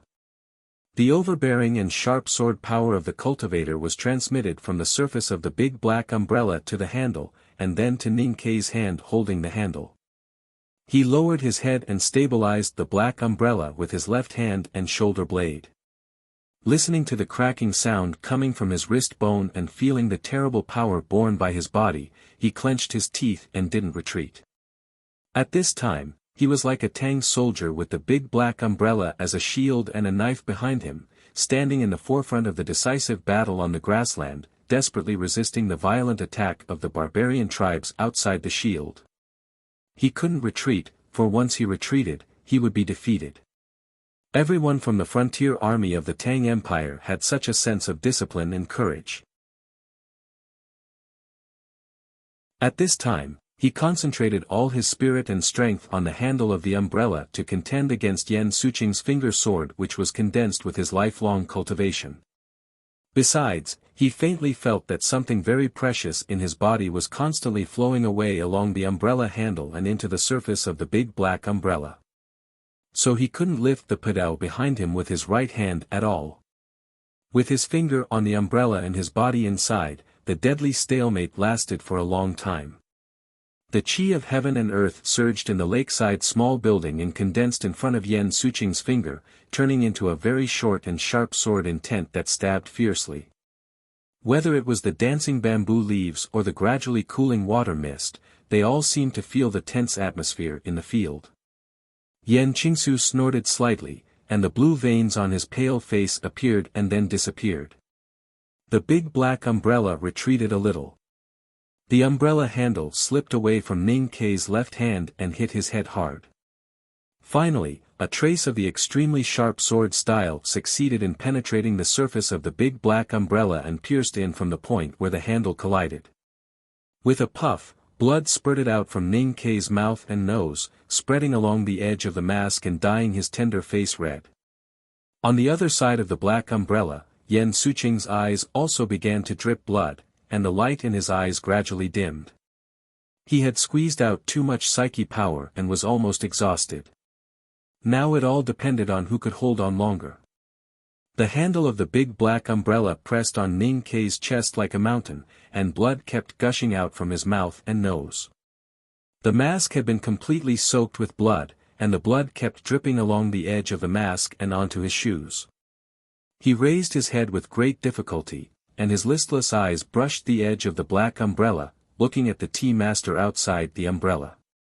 He found that Yan Suqing's thin cheeks had become even thinner at this time, and his eyes were deeply sunken. It seemed that he couldn't hold on much longer. All of a sudden, Ning Kei felt the power coming from the umbrella handle weakened a little. He suddenly raised his head, holding the umbrella handle tightly with his left hand, and pushing against the handle with his chest, he forced himself to take a step forward. The big black umbrella was like an indestructible big shield, pushing Yen Suching back a step. A fierce howl of grassland beasts fighting brutally came out of the youth's mouth. He mobilized the last trace of strength in his body, lifted the padao dragged on the ground, and fiercely chopped at Yen Suching. With a crack, the blade deeply penetrated into the depths of Yen Suching's neck, and then continued to move forward with an extremely horrible sound of bones breaking and flesh breaking, until it came out from the other side. The pair of eyes on Yen Suching's head stared at the teenager behind the black umbrella in disbelief. Then, his head tilted and fell from his neck, bounced twice on the ground, and rolled into the tea that was still giving off steam. The big black umbrella slowly fell down, and the umbrella handle was still tightly held in Ning Kei's hand. Ning Kei stared at the head on the ground, gasping rapidly, and said, "You're used to being a tea master, so you're no longer a sword master, because you even forgot to invite a valet." The darkness before dawn was so deep, and Chang'an was so quiet at this time. There were no pedestrians on the streets, not even a cat that was used to walking at night. A youth covered in blood ran out of a square in southern city. He staggered and ran, and sometimes his weak legs couldn't support him, so he fell heavily on the ground. Blood kept dripping from the edge of the mask. He felt that his sight was a little blurred, and even his mind was a little confused. He didn't know where he was, because of excessive blood loss or other reasons. "If I want to take your life, I will definitely take your life," he subconsciously murmured, looking for the way home. The voice came out of the mask that was soaked and stuck with blood, and seemed a little distorted. He had heard the siren before, and the remaining reason made him know that he had to leave here as soon as possible. The government had been alarmed, and if Chang'an City sent out the Yulin Royal Guards, he would only have a dead end. So he continued to run wildly on the Vermilion Bird Avenue that he didn't recognize. The black umbrella tied to his back was bounced up from time to time, and then opened, puff after puff. The vengeful youth covered in blood. The evil ghost that crawled back from the underworld. A black lotus grew on his back. "I've written for 10 hours, and I'm finally satisfied with writing to this point. F***CK. I'm not going to write a single chapter. By the way, I need everyone's recommendation and support on Monday. I didn't want to ask for monthly votes, but this chapter is so good that I feel sorry for myself if I don't take this opportunity to ask for monthly votes. Good night. I'll continue with the next 3 chapters after I wake up, and I'll make sure to write the best 3 chapters. To be continued. If you like this work, please come to Chidian.com to vote for me. Your support is my biggest motivation.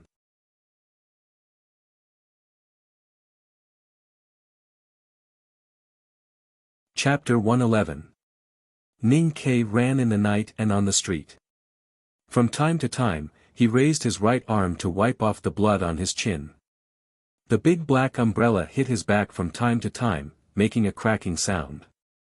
As time went by, the luster in his eyes became dimmer and dimmer. His eyebrows that were exposed outside the mask became tighter and tighter, looking like he was in great pain. His vision became more and more blurred. In his eyes, the posts for tying horses and the archway at the entrance of the marketplace gradually became distorted and turned into monsters bearing their fangs and brandishing their claws. His breathing became more and more rapid. The air that was squeezed out of his lungs was as hot as lava, but the air that he desperately inhaled was as cold as a glacier. His footsteps became more and more sluggish, and he often stumbled on the protruding bluestone slabs on the ground. His thoughts became more and more chaotic, and he gradually forgot his current situation. He only remembered that he should run, as far as possible. Some deep instinct urged him to run in the direction of the old brush pen shop on Lin 47th Street. Perhaps only after seeing that dark and swarthy little girl would he feel safe and proper. This obsession to run home was so strong. It was so strong that it supported his seriously injured and weak body to run from South City to here. It was so strong that he didn't even notice that he was running on the Vermilion Bird Avenue, which usually made him the most vigilant and uneasy. The blood that dripped from the edge of the mask could be wiped off by his sleeves. The blood that oozed from the numerous sword wounds on his body slowly flowed to the big black umbrella. It was slowly absorbed by the sticky and greasy surface of the umbrella and then slowly released. It slowly dripped to the ground, and then a tiny blood flower bloomed on the ground and seeped into the cracks of the stones. Before dawn, there was a morning breeze, blowing the clothes that were drying under someone's eaves and making the dragon cloud flag that towered into the clouds in the distance on the Vermilion Bird Avenue flutter. The footsteps in the morning breeze and the faint smell of blood blended together, gradually awakening some life that had been hiding in the cracks of the stones for thousands of years. The spacious and straight Vermilion Bird Avenue in Chang and of the Tang Empire suddenly became a long and endless hellfire path. Ning Ke felt as if his feet were stepping on extremely hot red pebbles. Every step he took would burn through the soles of his shoes. Those bursting flames instantly spread and burned his flesh and bones. It was extremely painful. He was still running, taking one step after another. Every step he took was excruciating.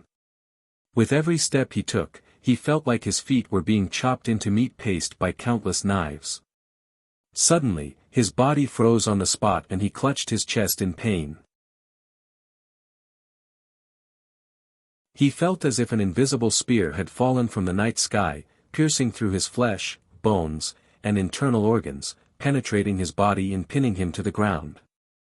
The burning pain from the ground of Vermilion Bird Avenue instantly disappeared, because compared to the pain that came from his chest, that pain that seemed to want to tear everything apart and destroy everything, no pain in the world was worth mentioning. Ning Ke furrowed his brows painfully. He looked at his empty chest, the street that had been transformed into some kind of curved corridor, and Chang and city that had nothing to do with reality. He found that everything in his eyes had countless shadows, real and illusory, fake and deconstructed shadows, and he was standing between the real and illusory shadows of these things. Suddenly, he heard someone gasping softly beside his ear. Using the last of his strength, he turned his head and tightly grasped the hilt of the knife at his waist with his bloody hand.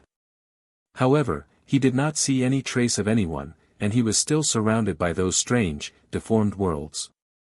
His face was as pale as a snow mountain. He looked around in confusion and subconsciously tried to find the source of the gasp. The stone posts that seemed to be about to fall to the ground were gasping, telling of the pain and annoyance of being tied by the neck every day. The yellow cloth of the wine shop in the market was gasping in the morning wind, telling of the unhappiness and uneasiness of being molested by drunkards every night. The locust tree that stretched out its waist in a house was gasping, telling of the fact that it had seen too many family secrets and was about to dry up. The green leaf that fell under the stone lion's seat was gasping, telling of the reason why it did not fall at the right time. The stone lion was gasping, the wooden building was gasping, the road under their feet was gasping, the morning wind was gasping, the distant imperial palace was gasping, the nearby grey wall was gasping, Chang'an was gasping, and the whole world was gasping. The delicate and charming gasps were like the moans of women, the long and continuous gasps were like the solemn gasps of the court, the anxious gasps were like the desperate gasps of a fugitive, and the indifferent gasps were like the ruthless gasps of history. Ning Ke listened to the gasps coming from all directions in the narrow streets, alleys, back gardens, and distant halls. He stood alone and helpless in the middle of the street. He loosened the hilt of the knife and covered his ears with both hands, but he still could not stop the various gasps from penetrating the back of his palms and clearly and powerfully entering his mind. He slowly knelt down in the middle of the dark Vermilion Bird Avenue and then fell down. The big black umbrella covered his back. The blood passed through the black umbrella, dripped on the bluestone, and flowed into the cracks of the stones. On the Vermilion Bird Avenue, which was paved with bluestone, there were countless tiny flowers made of tiny blood drops. From the south city all the way to the north, the blood flowers connected into a line, faintly connecting with the blood at the front of the black umbrella. The place where the blood line was pointing was the stone sculpture of the vermilion bird at the far end of the avenue. The vermilion bird engraved in the middle of the imperial road was deeply carved into the stone. It carried the history of the Tang Empire for more than 1,000 years. No one knew how many high-spirited new kings it had welcomed, and no one knew how many old heroes who ultimately failed to defeat time had been sent away. Its majestic eyes were always so calm and never moved for a moment. At this time, the eyes of the vermilion bird were still majestic as usual. However, the right wing of the three indescribably gorgeous top wings on top of its head slowly rose, as if it was going to break through the stone surface and enter the real world. Ning Ke fell unconscious under the big black umbrella. He had no idea that the vermilion bird in the distance had undergone such a strange change, nor did he know that a majestic and irresistible sense of destruction that seemed to come from ancient times had enveloped him. His blood flowed between the cracks of the stones, extremely shallow and flat, even shallower and flatter than what humans could imagine. It flowed from the middle of the avenue to the distance, flowing into the complicated and solemn feather stone crevices of the vermilion bird in the distance. Silently, the blood that flowed into the beautiful feather stone crevices of the vermilion bird avenue quickly evaporated into a light red mist, and then was quickly purified by an invisible high-temperature power into an invisible void. The blood drops scattered on the bluestone slabs of the vermilion bird avenue also began to evaporate and be purified, disappearing into nothingness one by one. The extremely shallow and flat blood between the stone crevices continued to evaporate and disappear at a speed visible to the naked eye, until finally it came under the big black umbrella and directly invaded Ning Ke's body along with the blood. The invisible scorching aura seemed to be able to incinerate everything in the world. The blood on Ning Ke's body quickly evaporated and disappeared without a trace, but his clothes did not change at all. His arms that were exposed outside his clothes and his cheeks that were exposed outside the mask began to quickly turn red, and the hair on his forehead quickly turned yellow and withered. His fingernails that rested on the bluestone began to become dry and crisp due to the rapid loss of water. A green leaf was blown up by the morning wind and fell on the back of his hand. Then it was brushed off again, still green and pleasing. An ant was disturbed by the fallen leaves and climbed up the back of his hand, and then climbed down from the other side, still alive. But if nothing unexpected happened, Ning Ke would be burned alive by the mysterious invisible flame released by the vermilion bird in the next moment. At this moment, a shadow descended and crushed the pitiful ant to death with a light smack. The big black umbrella, blown by the morning wind, gently covered Ning Ke's body, gently swaying like a black lotus. With the swaying of the black umbrella, the green leaf was instantly frozen into ice and scattered into countless tiny pieces of ice when the morning wind gently brushed it. An absolutely cold aura was gradually released from the black umbrella, slowly and unstoppably seeping into Ning Ke's hot body. After a moment, the redness on his cheeks and arms gradually faded and became snow-white after a serious injury. The hair on his forehead quickly became black and glossy, and the fingernails on his hands that rested on the bluestone regained their luster. The vermilion bird on the stone street in the distance seemed to sense something. Its majestic and solemn eyes were obviously calm as usual, but it gave people a feeling that it was looking in the direction where Ning Ke was lying down. After a moment, the three indescribably gorgeous top wings on its head all rose up. Almost at the same time, the big black umbrella covering Ning Ke's body swayed even faster. The black wind was blowing in the black wilderness. The strong wind rolled up the black gravel and scattered it everywhere in the sky, so that it seemed that the light of the scorching sun in the sky had turned black. There was a black snow mountain in the distance of the wilderness, which was constantly melting and collapsing under the illumination of the black scorching sun. The melted snow water mixed with the black soil and gravel, reflecting the black sunlight and rushing around violently. The black snow mountain was about to collapse, and the flood it formed was about to destroy the whole world. But at this moment, the bright night suddenly came to the world, releasing an incomparably warm and cold aura. Ning Ke stood at a certain point in this space, looking at the magnificent scene of destruction in front of him with confusion and incomparable calmness. He did not know where this place was, but he knew that this was not a dream. This feeling was clear and firm, just as he clearly saw the light occupying most of the sky, but he was sure that it was night. The bright night covered most of the sky, blocking the blazing black sunlight and gradually slowing down the melting of the snow mountain. And the cold aura emitted from the bright night sky began to condense the raging flood in the black wilderness, turning it into dancing black ice and unwilling black snow. The whole world was reshaping, and the black snow mountain slowly and unstoppably stood up again. The world returned to peace, and the night returned to the color that night should have.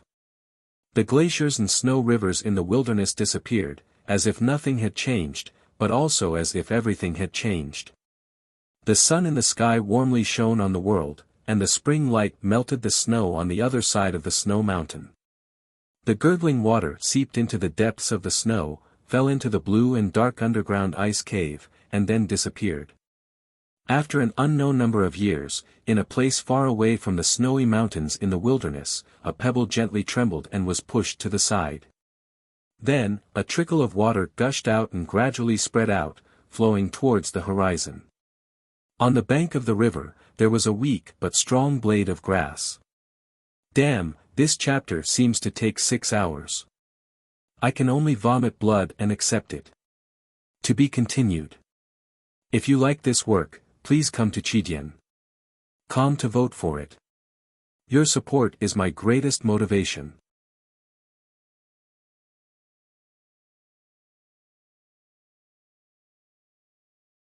Chapter 112. The world disappeared, and Ning Ke woke up.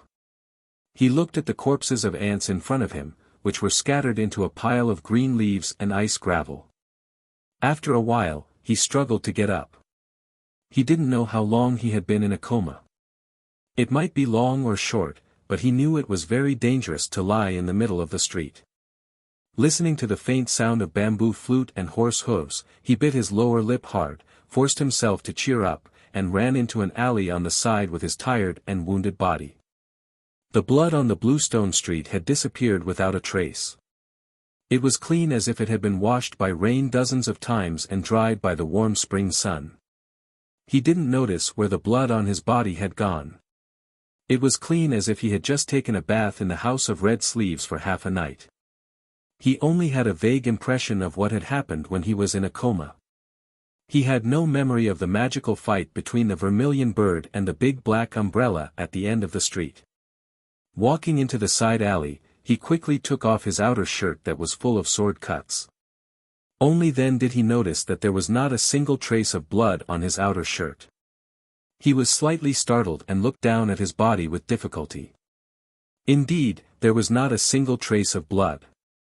He could not help but have a strong suspicion in his heart. However, the situation was urgent and the government had been alerted. He had no time to think, so he directly tore off a piece of cloth and hung it on a branch. Then he threw the outer shirt into a house behind the wall. The pain in his chest was still unbearable. The invisible spear that came from the heavens seemed to still be stuck in his chest. Every step he took made his face paler. Even the slightest tremble made him feel like the tear in his heart was getting bigger. He stretched out his trembling hand and put it on a low wall. Then he jumped in with strength from his waist and abdomen. He quietly passed by a resident who was still sleeping in the cool morning. He took a cyan unlined shirt from a bamboo pole and quickly put it on. He had prepared the best medicine for wounds, but when he was putting on his clothes, he took a quick look and was surprised to find that the bloody wounds caused by the flying swords on the surface of his body had already healed. This kind of healing was not a true recovery. It looked more like someone had used fire to forcefully scorch his body. Only the bleeding had stopped, but the injuries were still there. Ning Ke made his way through the streets and alleys of the eastern city of Chang and in the last of the night.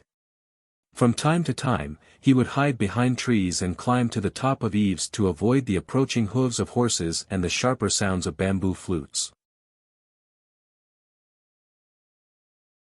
When he finally got close to Lin 47th Street, he found that he couldn't go back to the old brush pen shop to treat his wounds, because the yamen runners of the Chang and local government with iron rulers and ropes had begun to knock on every door to inquire. Ning Kai frowned as he looked at those shop doors that had been knocked open. He raised his hand to cover his mouth and forcibly suppressed the strong urge to cough. He stepped back into the shadow of the alley and leaned against the wall, gasping for breath.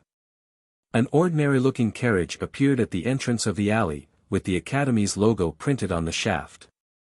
Ning Kai hid in the darkness and stared at the horse carriage that took him to the Academy every day. He listened carefully to the sounds of shops opening in the alley from time to time and silently counted the time in his heart. He kicked the wall with his tired right foot and exerted the last strength of his weak body. He rushed into the alley and opened the door of the carriage with his right hand as fast as lightning. The yamen runner who was questioning the owner of the old antique shop in the alley vaguely saw something out of the corner of his eye. He turned his head in astonishment and found that there was no one at the entrance of the alley except for a horse carriage quietly parked there. "Why is there a horse carriage parked here so early?" The yamen runner frowned and muttered to himself, ready to go and have a look. The owner of the antique shop, who was wearing a thin coat, yawned and glanced at the horse carriage at the entrance of the alley. He explained casually, "That's the horse carriage that takes Boss Ning to the Academy. It's waiting here every day at this time." Hearing the word Academy, the yamen runner stopped and laughed at himself. He turned around to look at the owner of the antique shop and said with emotion, "It's really rare that someone from our street can enter the Academy." In the horse carriage, Ning Kai watched the yamen runner and the owner of the antique shop talking at the stone steps. After confirming that there was no problem, he put down the curtain and gently knocked on the window lattice. He said in a tired voice, "Old Duan, we can go now." The coachman, Old Duan, was startled and turned around to look at Ning Kai behind the curtain. He said in surprise, "Boss Ning. When did you get on the carriage? Why didn't I know? You're up early today." "I didn't review the lesson plan of the etiquette department yesterday, so I'm in a hurry to go to the Academy to read it again," Ning Kai explained in a low voice. Then his expression changed slightly. He lowered his body and coughed violently, hurriedly covering his mouth with his sleeve. Listening to the suppressed but heart-wrenching coughing in the carriage, the coachman asked with concern, "Are you all right?" Ning Kai answered, "It was too hot last night. I gluttonous ate 2 bowls of ice and washed several buckets of well water. I think I caught a cold." The coachman turned around and held the reins with one hand and gently waved the whip with the other. He said with a smile, "Heat is the most troublesome. But you're young and vigorous. You'll be fine after drinking some cooling tea when you get back to the shop." Hearing the word vigorous, Ning Kai did not know why his heart palpitated. He was slightly startled and looked down at his sleeve. He found that it was stained with 2 smears of blood that he coughed up, so he gently held the corner of the sleeve in his hand. The southern city of Chang'an was a noble place, and the lakeside house was even more noble. People who were qualified to live in such a place were either rich or noble. Although Yen Suqing, the tea master, was not allowed in the imperial court, he still had some fame in the upper circle of celebrities. The previous deadly fight in the lakeside house had already alarmed other lakeside residents. When they found that Yen Suqing, the tea master, was beheaded, the Chang and local government and even the Yulin royal guards immediately began a serious investigation. At this time, the city gate had just opened, which was a good time to block the murderer in the city. The local government runners of the Chang and local government inquired everywhere, the Yulin royal guards guarded the streets, and the inspection at the city gate was extremely strict. But no matter how strict the inspection was, there were still some differences. At least for the carriage with the logo of the Academy, which was responsible for sending students to study in the Academy, the solemn city gate guard just casually asked a few questions, and then lifted the curtain to take a look, and then waved his hand to let go. Ning Kai lifted the curtain and looked at the whole of the city gate, thinking that if the bloodstains on his body had not been completely annihilated, it would have been really difficult for him to pass today. At this time, he did not know that the bloodstains on the Vermilion Bird Avenue had also been completely evaporated and purified, leaving no trace. Otherwise, the cavalrymen of the Yulin Royal Guards would have already followed the bloodstains to catch up with him, who was exhausted and seriously injured. With the sound of hooves and wheels, the first ray of morning light fell on Chang and City, shining on the young boy's innocent cheeks, which made his pale face even paler. He could not help but squint his eyes, thinking of the black sunshine in that world and the many puzzling things that happened to him tonight. He subconsciously shook his head, and then hid the knife under the board of the carriage. When the carriage arrived at the academy, Ning Ke slowly and calmly walked into the academy. The stone path, which used to be lush with flowers and grass, seemed so long today, and every step was so painful. In order to not let others see his injuries and abnormalities, he had to endure no matter how severe the pain in his chest was, and could not even raise his eyebrows. Ning Ke could not attend classes in such a state. He knew that if he insisted on attending classes, it was very likely that he would spit out a mouthful of blood and die on the spot in front of the instructors and classmates. Therefore, he directly passed through the quiet side alley of the academy, and slowly walked across the wetland in the morning light, coming to the front of the old library. The old library was open to students day and night. It was still early at this time, and neither the instructors nor the 4 deacons were in. Ning Ke pushed the back of the building, and then slowly climbed upstairs with his right hand on the wall. When he arrived at the familiar second floor, Ning Ke was silent for a moment as he looked at the dense cultivation books on the bookshelves. Suddenly, he had a strong urge to read, because he had a very ominous feeling. This would be the last time in his life to go upstairs, and also the last chance to read these precious books. In the end, he did not take out the books from the bookshelves to read, nor did he have the energy to see if the guy named Chen Pippi had left a message. He wearily walked to the end of the bookshelves, walked to the floor under the west window, and sat down. Later, the female professor would come to copy her hairpin-style small regular script, right? If she saw him like this, how could he explain to her? Perhaps later he would close his eyes and never wake up again, so why bother to explain? Because of the excessive blood loss, and also because of the mysterious injuries and collisions inside his body, Ning Ke's thoughts were extremely chaotic. He was like those willow catkins floating in the spring wind, light as a feather, without any strength and direction. He looked down at his chest, feeling the feeling of emptiness and the unbearable tearing pain in the emptiness. Subconsciously, he raised his trembling right hand and slowly touched it.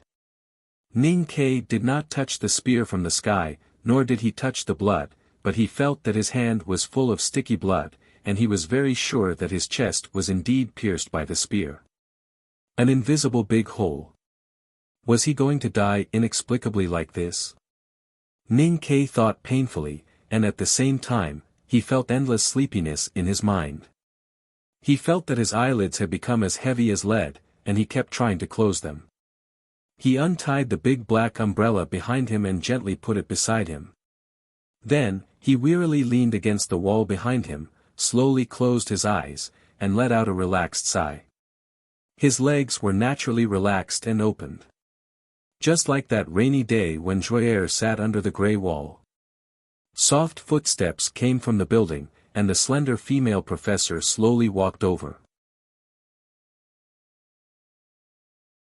Seeing Ning Ke sitting under the wall, her eyebrows slowly furrowed, and her eyes fell on the big black umbrella beside the lad. The female professor looked at the big black umbrella and slightly frowned. When she looked at Ning Ke again, there was a trace of interest and inquiry on her tranquil face. What made the Vermilion Bird angry? Is it you, or this big black umbrella? She calmly looked at the lad on the verge of death. Somehow, she did not want to help him, but just sighed softly and regretfully said, "Speaking of which, I'm really curious. Why does a poor lad with no cultivation potential have so many secrets that even I can't see through?" Because of the promise, I can't help you. Otherwise, I really want to see what you will become after you come back to life. The female professor's eyes were clear and beautiful, showing a kind of childish beauty that did not match her age. She looked at Ning Ke on the ground and said, I will ask for leave for you, and hope that Haotian can give you luck and let you live. If you can't survive this time, don't blame me. Blame yourself for appearing 1 or 2 years too early. After a while, she brought a bowl of water and 2 steamed buns and put them beside him. Then, she returned to the desk by the east window and continued to write hairpin-style small regular script, as if she did not know that there was a dying lad not far behind her. Outside the window, the morning light gradually became brighter, and the cicadas chirped. To be continued. If you like this work, please come to Chidian.com to vote for me. Your support is my greatest motivation.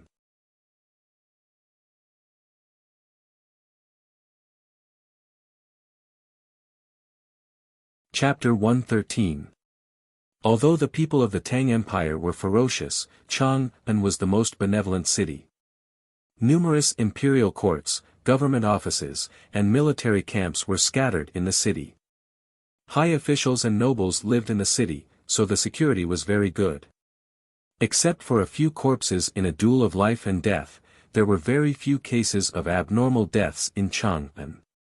Of course, the murder at the Spring Breeze Pavilion, which was approved by His Majesty in the palace, was not included. Therefore, when the murder happened at the lakeside in the southern city, the Chang'an local government suddenly became nervous in the morning. The new judicial military adjunct and the coroner squatted in the autopsy room and did not dare to go out. The head on duty led more than 100 government runners to run between the streets, sweating profusely. The current magistrate of Chang'an, Shengguan Yangyu, who had just gotten up, looked extremely gloomy. Your Honor, the murderer must be an experienced killer. We searched around the murder scene but found no clues. We only found a piece of clothing in the side alley of the Vermilion Bird Avenue. I guess it was left by the murderer. The criminal official in charge of investigating major and important cases respectfully handed over the tattered coat and another piece of cloth in his hand, saying, It's not that my subordinates are incompetent, the Yulin royal guards have also lost them. Shengguan Yangyu took the ragged coat and then looked at the piece of cloth against the morning light coming in from outside the hall. His triangular eyes shrunk so much that they almost turned into 2 soybeans, but he couldn't find anything. He said in a hoarse voice, Ask the old man to check this coat. If he can't find any clues about the material, then focus on the needlework. This is a ready-made garment from the lawn embroidery workshop. Someone had knocked on the door and asked. This ready-made garment of this style and size was produced a few years ago and sold many pieces. This one is obviously old, so. The subordinate looked up at the expression on his honor's face and said carefully, Neither the needlework or the material of the garment can be checked. Shengguan Yangyu gently stroked his sparse beard and said indifferently without any expression on his face, The imperial court keeps us officials to do things. If it's not easy to check, shouldn't we? After hesitating for a moment, the subordinate came forward and said in a low voice, Sir, the coat left behind by the murderer has been cut countless times by the blade of the sword, but there is no trace of blood on it. According to this subordinate's judgment, there are only 2 possibilities. Say it. Shengguan Yuyang said angrily, annoyed at his slowness. The first possibility is that the murderer is wearing a very expensive soft armor, but look at the rips on the clothes, especially the places where the rips are. Even the best soft armor in the empire can't protect those places. The subordinate glanced at him again and lowered his voice even more, then there is only the second possibility. This murderer is an expert at the peak of martial arts. Ordinary weapons or even flying swords can only cut open his outer clothes, but can't penetrate his protective yuan qi layer at all, so naturally there is no blood. Shengguan Yangyu's fingers that were stroking his beard suddenly froze when he heard the words, strong man at the peak of martial arts. He looked at his subordinate with cold eyes. A strong man of martial arts who could resist the flying sword of a sword master with only his protective primordial chi must be very fierce. There were not many such strong men in the whole empire. Nonsense. Shangguan Yangyu stared at his subordinate's eyes coldly and said coldly, "The 4 generals with outstanding achievements are the strongest men at the peak of martial arts in the Tang Empire. Not to mention that the 4 generals are ordered by the emperor to guard the frontier all year round, even if they are now in Chang'an City. Do you think they will commit murder?" The subordinate bowed again and again, indicating that he didn't mean that. If it is a strong man at the peak of martial arts from a foreign country, it is even more impossible. Shangguan Yangyu said with a gloomy face, "Once such people enter Chang'an City, the imperial court will closely monitor them. If they dare to do anything, aren't they afraid that the nation master will directly suppress them? This is impossible, that is impossible, then what is possible?" The subordinate complained in his heart and raised his head to look at his honor expectantly, thinking that he had to show them a way. According to the regular procedure, the lakeside murder case will be archived first, and then you will investigate the case diligently and strive to solve the case as soon as possible. Shangguan Yangyu said slowly, and the hidden meaning in his words was very clear. The so-called strive to solve the case as soon as possible, the key was to strive. Even if you could not solve the case as soon as possible, as long as no one in the imperial court questioned you, no one would care. Looking at the subordinate who took the order and retreated, Shangguan Yangyu shook his head and took out a handkerchief from his sleeve to wipe the sweat on his face. His slightly red nose suddenly became redder because of the wipe. Hearing that the real murderer of the murder case was very likely to be a strong man at the peak of martial arts, the new prefectural magistrate of Chang'an City had the intention to retreat, because he knew that this matter must be very troublesome. As a senior official of the Tang Empire, although Shangguan Yangyu had a despicable temperament, he was not so weak that he could not even bear this responsibility.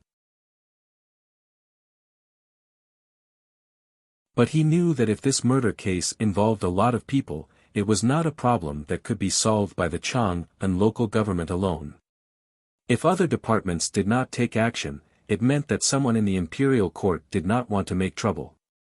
His Majesty is very benevolent. He cupped his hands in front and bowed respectfully to the far north. His ugly face was full of gratitude. His Majesty has promoted me from the judicial military staff to the prefectural magistrate of Chang'an City. How dare I make trouble for His Majesty? There was an old tower made of yellow bricks in the southern city. The tower was badly damaged and entangled with green vines. It seemed that it would collapse at any time. However, after so many years, the old tower still stood among the small temples. It was silent and peaceful, watching others build tall buildings, and others build brothels. Every spring, countless wild geese returned from the south. Before the geese went to Xuanyang Lake in Gushan Commandery to spend the summer, they would fly over Chang'an City and circle around the old tower for many days. At that time, the shadows of the geese would cover the sky and the birds would sing. It was a spectacular scene. No one knew why these wild geese, who flew high in the sky and slept by the water, would appear in the bustling Chang'an City and be so interested in the old tower. But after a long time, they got used to it.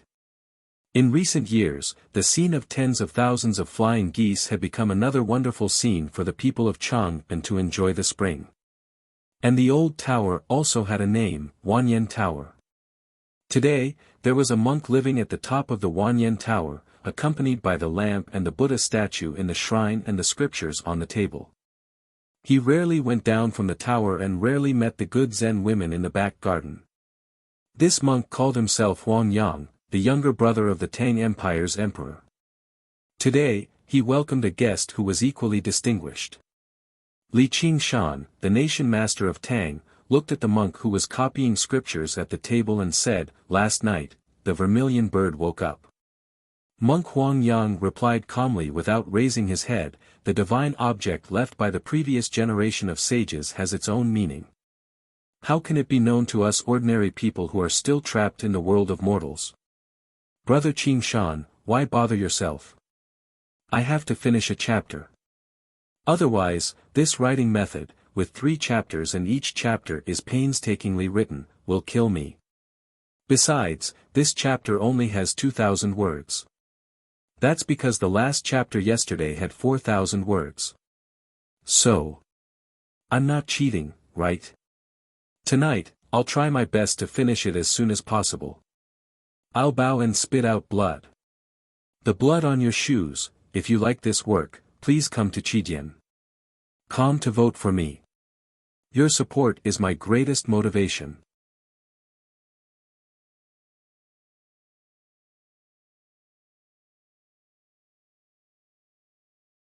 Chapter 114. Li Qingshan replied indifferently, since I'm in the secular world, how can I not be disturbed by its atmosphere? Monk Huangyang slowly raised his head to look at him and suddenly said something irrelevant, since His Majesty is in the palace, why aren't you in the palace? Rules are inanimate, and people can't be bound by inanimate things. His Majesty is in the palace most of the time. Do I have to be detained in the palace every day? You can hide in the Wanyan Tower to cultivate every day, but I, as the leader of the South School of Haotian Taoism, also have many things to do. Moreover, who in Chang'an City can harm His Majesty? The South School of Haotian Taoism. Monk Huangyang repeated in a low voice with an inexplicable smile on his face. He sighed softly and said, our Tang Empire has forcibly separated the South School from Haotian Taoism. I really don't know how you can resist the anger of those great divine priests when you return to West Hill every year. Li Qingshan said proudly, I close my eyes, sit on the divine hall, and don't look at the old faces of those martial uncles.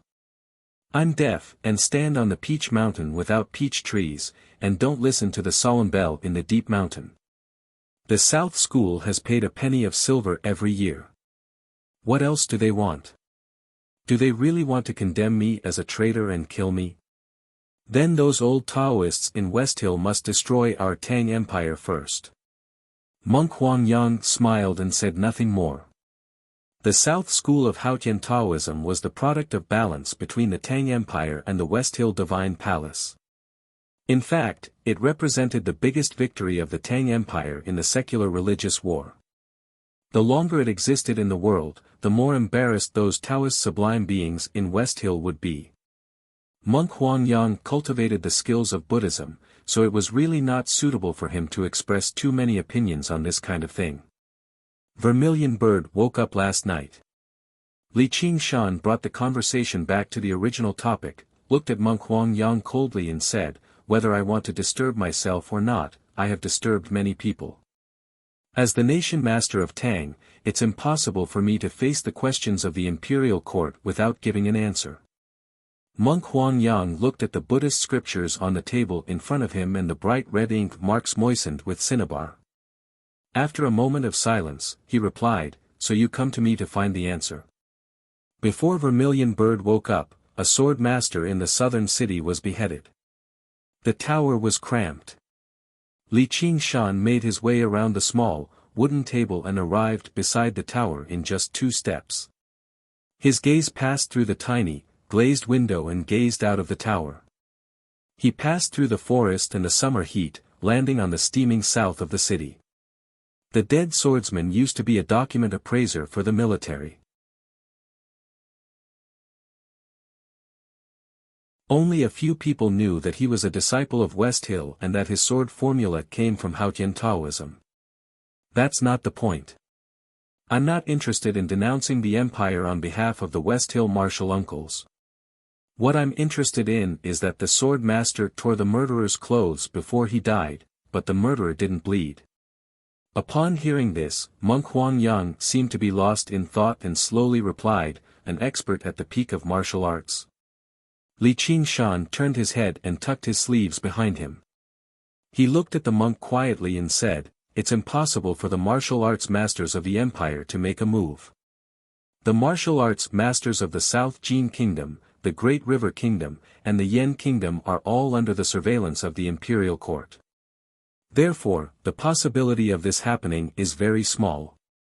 Therefore, I suspect that the ascetic monks of the Yueluan Kingdom have snuck in and gone crazy. That's why you came to ask me. Monk Huangyang smiled and repeated what he had said before. It's said in the world that you have been to the unknown place in the wilderness. I know it's not a legend, but a true story.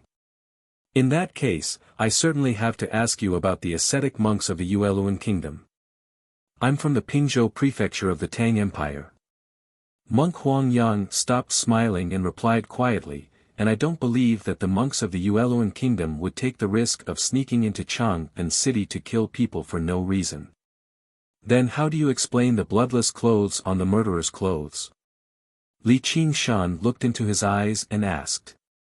Monk Huangyang's eyes were peaceful and he replied slowly, the vermilion bird wakes up due to anger and condenses the breath of heaven and earth into the nameless fire. The fire is powerful enough to burn everything, let alone some sticky blood stains.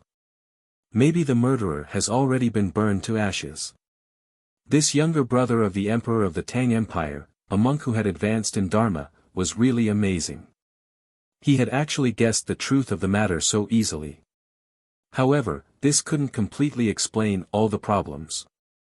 Li Qingshan frowned and asked, even if you and I do our best, we can probably only make the painting lazily open its eyes to take a look. How many people in the world can believe that the vermilion bird wakes up and gets angry? If he really is one of those legendary predecessors, why did he come to Chang'an city to kill people? Why did he take the risk of provoking the vermilion bird's anger? Why didn't he show any signs? Monk Huangyang smiled and said, again, the divine objects left by the previous sages have their own meanings in their movements. How can we ordinary people understand them? If the predecessor who may have come to Chang'an city has really surpassed the knowing destiny state and has the ability of Tianqi or the limitless thought, then his purpose is not something we can guess. Sages, divine objects, Tianqi, limitless, these words echoed in the cramped space at the top of the Wanyan Tower. Even the master of Tang Empire and the exquisite Buddha could not help but fall into a long silence in the face of these extraordinary existences. The 13th year of Tianqi is really not peaceful. Li Qingshan sighed softly and turned to look at the sky outside the glass window, which was confined to the size of several palms, the floating clouds in the sky, and the noisy birds on the clouds. He said leisurely, nothing serious, but there are always some small things that make people uneasy. I am thinking whether I should make a divination or not. Buddhist disciples practice Zen, not life. Monk Huangyang looked at his back and said calmly, I have never believed in the Han divination. Please don't forget how much trouble the imperial astronomer caused when he observed the stars. Now it seems that the judgment of the night covers the stars and the country will be restless is really absurd. Li Qingshan gazed at the clouds behind his back and said indifferently, the clouds have a mind, and the stars have a mind. Any deduction of fate that seems absurd and nonsensical right now will be discovered in the end when fate reaches the next juncture. It's not that the deduction is absurd and nonsensical, but that fate has always been very easy to become absurd and nonsensical. Even if what you said is right, don't forget the comments made by the divine priest from West Hill when he taught you Taoism. Even if you have the ability to see the sky, you have to pay for it with your life. When the imperial astronomer's stargazing caused countless disturbances, the empress begged you to do a divination in order to cleanse herself, but you refused. Are you going to shorten your lifespan today because of a slight emotion in your heart and an inexplicable feeling? The mysteries of heaven are unpredictable. I, Li Qingshan, still want to see the prosperity of the Tang Empire for a few more years. How can I shorten my life painstakingly? Li Qingshan slowly frowned and looked at the bustling peddlers under the tower and outside the temple shouting against the heat. He said, but even at the risk of being seriously ill, I also want to see what kind of variable has fallen on this chessboard. Monk Huangyang sighed softly in his heart and no longer tried to stop him. He moved away the Buddhist scriptures, brush and ink on the table, took out the black and white chess pieces and a chessboard from the box, and put them on the desk. Li Qingshan turned around and walked to the desk.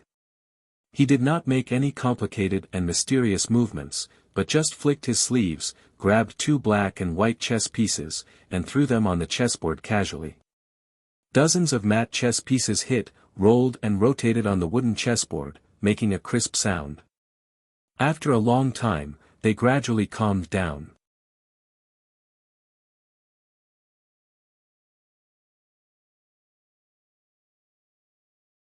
Just as he was about to squat down with difficulty and pull out the book Wu Zhanyang's theory on Haren's sword from under the bookshelf, the fat teenager suddenly frowned. A trace of suspicion appeared on Akiji's white and tender face. He turned around and looked.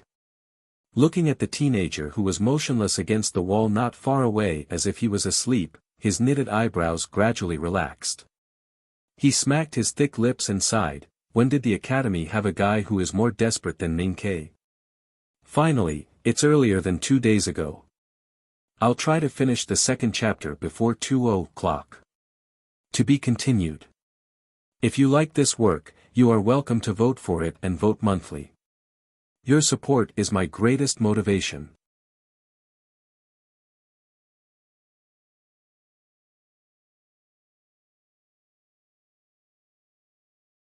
Chapter 115.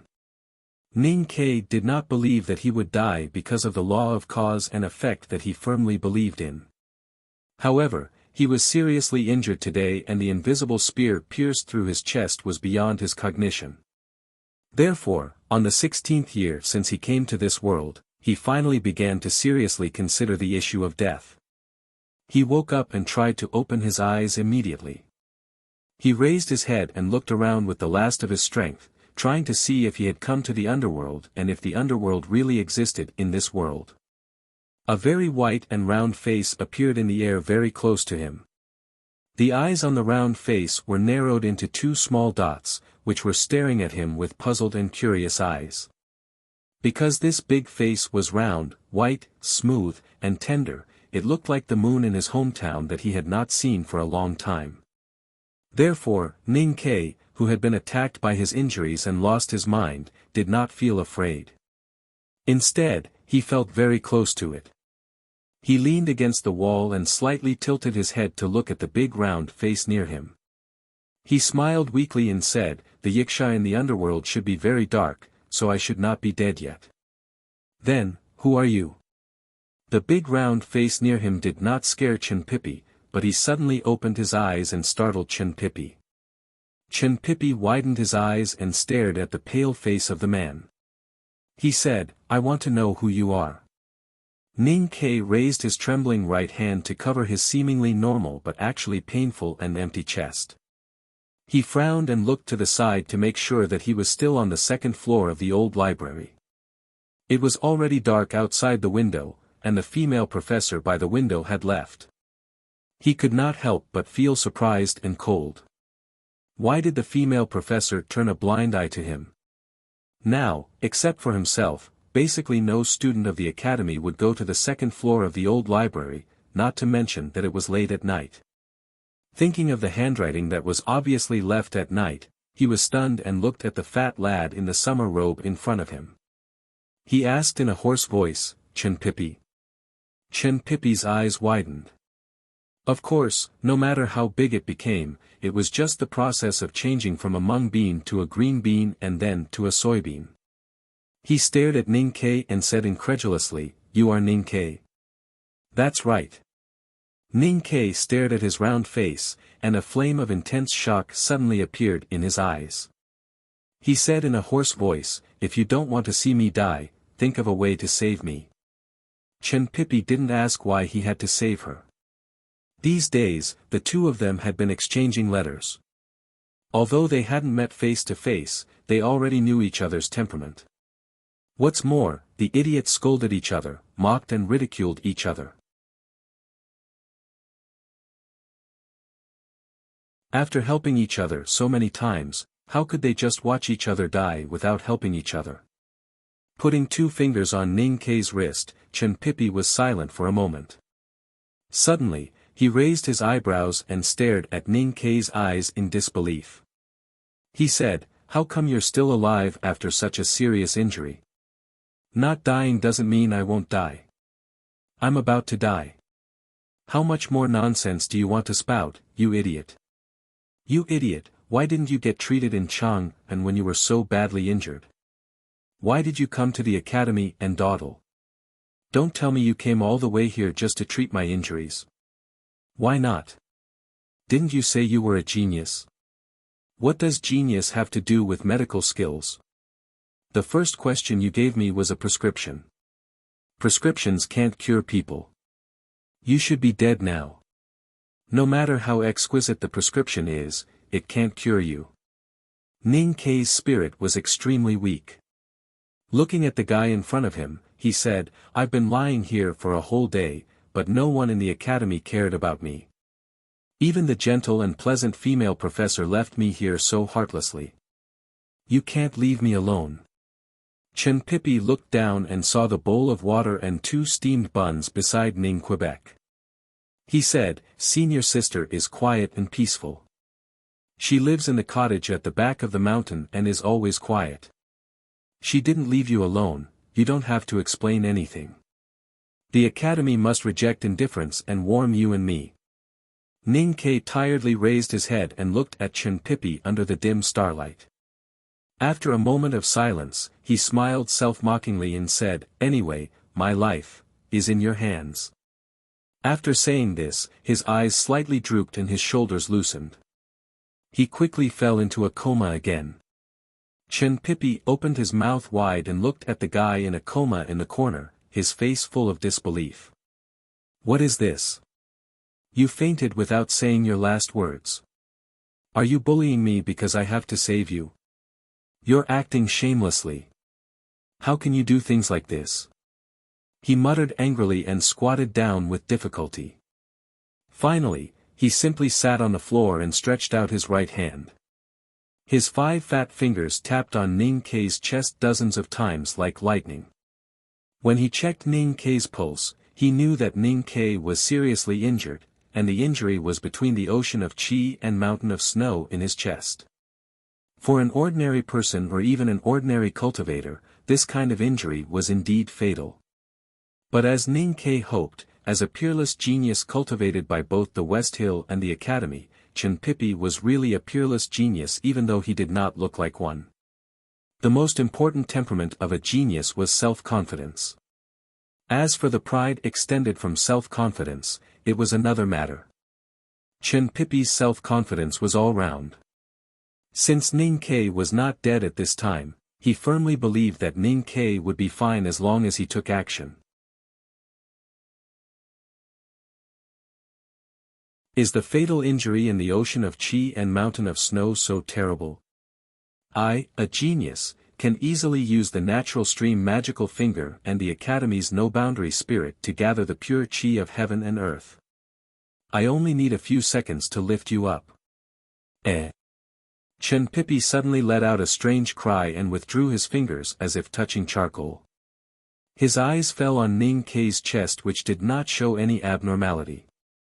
He frowned as if his eyebrows were about to be folded into several sections, and his expression became unprecedentedly serious. It's so weird, so weird, so weird, how could it be possible? His thick lips slightly moved. Chen Pipi stared at Ning Kei's chest and kept murmuring to himself. No one knew what he had found, but his voice became more and more trembling and less confident. There is a sharp sword style entering your body through the wood and breaking your internal organs and flesh. It should be a cultivator who hurt you. But that cultivator is at most in the see-through state. How could the sword style staying in your flesh resist my natural stream finger? Why doesn't the gentleman's no-boundary spirit that teacher taught me work at all? This sword style is indeed sharp, and it is the cultivator's desperate strike before his death. Ning Kei, you poor guy who can't cultivate, actually forced a sword master to this point. You are really proud. But, if I can't cure you, how can I be proud in front of you in the future? No. Where does the cold aura around your chest and abdomen come from? How can it touch my Taoist heart? No. How can there be such a scorching aura? Where does this destructive aura come from? Chen Pipi was shocked and fell on the floor. He looked at Ning Ke, who was leaning against the wall and unconscious. He thought to himself, what on earth happened to you? How could there be such a strange and terrible phenomenon in your body? He gradually hid the shock on his face and put his hands on his knees. He slowly closed his eyes and began to think about what he had detected before. Occasionally, he raised his round hands and gently drew some unknown emblematic gestures in the air in front of him. He carefully continued to investigate the movement in Ning Ke's body. After a long time, Chen Pipi opened his eyes and looked at Ning Quebec. The emotions in his eyes had long been unable to calm down, only endless puzzlement and confusion. According to his judgment, there should be a copious and irresistible scorching power that directly entered Ning Ke's body through the channel that cultivator used his sword style to break in Ning Ke's chest, and instantly destroyed the stupid snow mountain that was blocked by all acupoints. Logically speaking, when the snow mountain under the ocean of Qi was directly destroyed, Ning Ke should have died immediately. But somehow, there was an absolutely cold aura that entered this guy's body, and when the snow mountain collapsed and melted, another snow mountain was formed.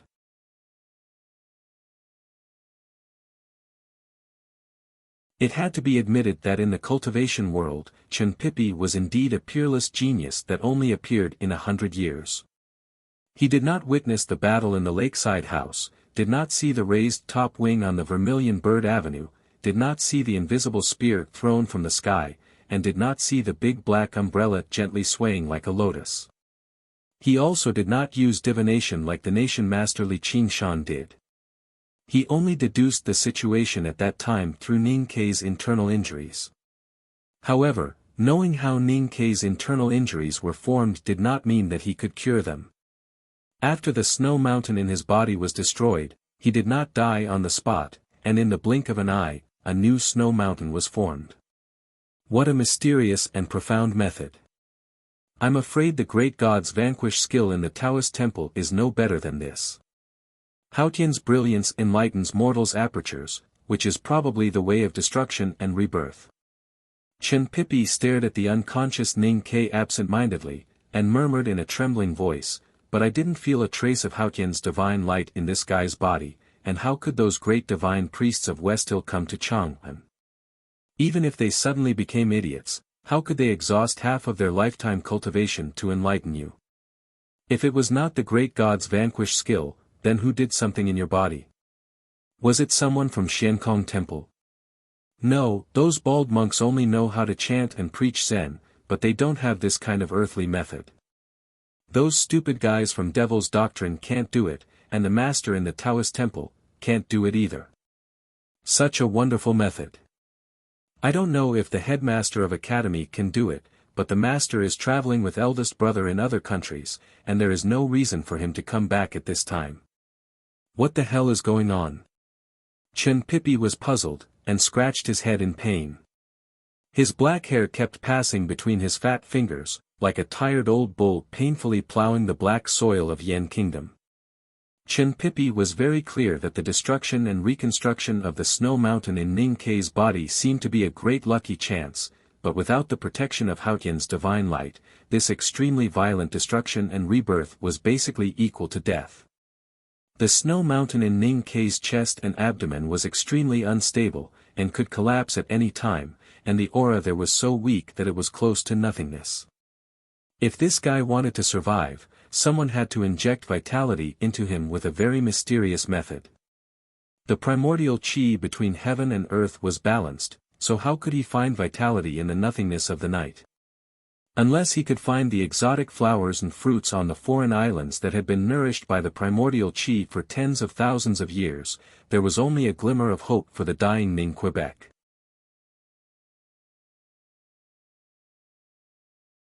But where could he find those exotic flowers and fruits nourished by the primordial qi of heaven and earth?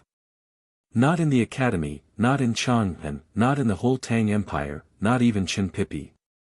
Chen Pipi looked at the unconscious Ning Ke for a long time, and then lowered his head to take out a crystal-clear porcelain bottle made of unknown materials. His face showed a painful and hesitant expression, and his arm holding the small porcelain bottle began to tremble, as if the small porcelain bottle was as heavy as a peach mountain and could not bear it. Chapter 3, Try to finish before 4:30. To be continued. If you like this work, please come to Chidian.com to vote for me. Your support is my biggest motivation.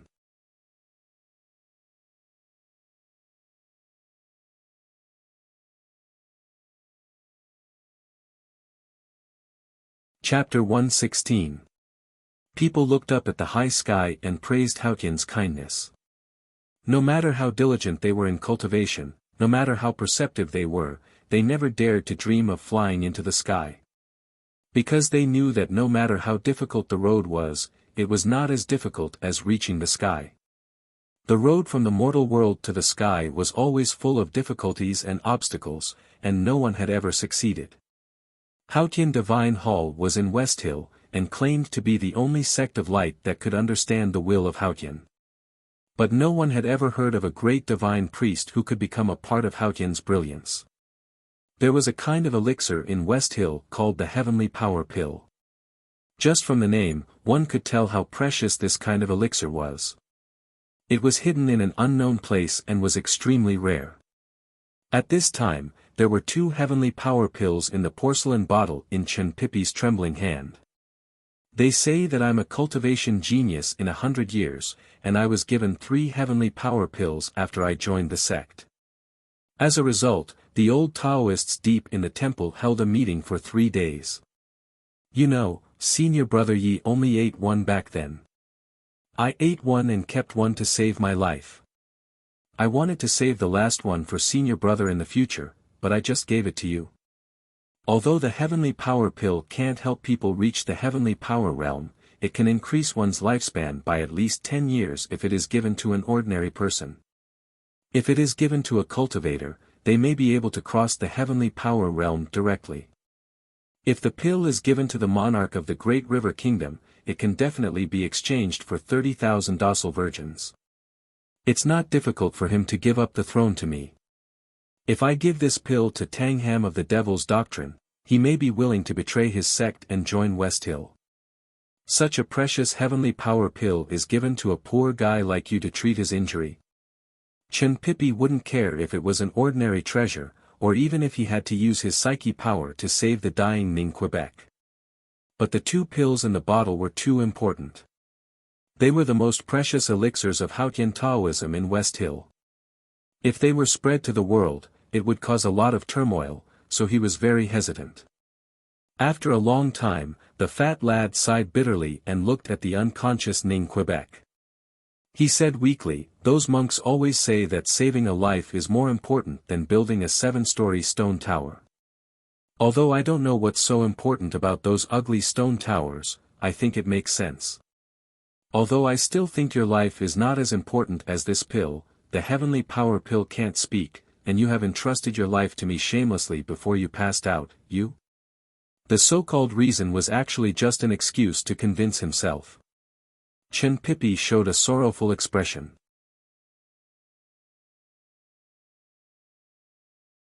He unscrewed the cap of the sparkling and translucent porcelain bottle and carefully poured a pill into his palm. Then he sent it to Ning Kei's mouth. The color of the pill was like rice dumpling, without any luster or smell. It didn't attract the singing of hundreds of birds in the night sky.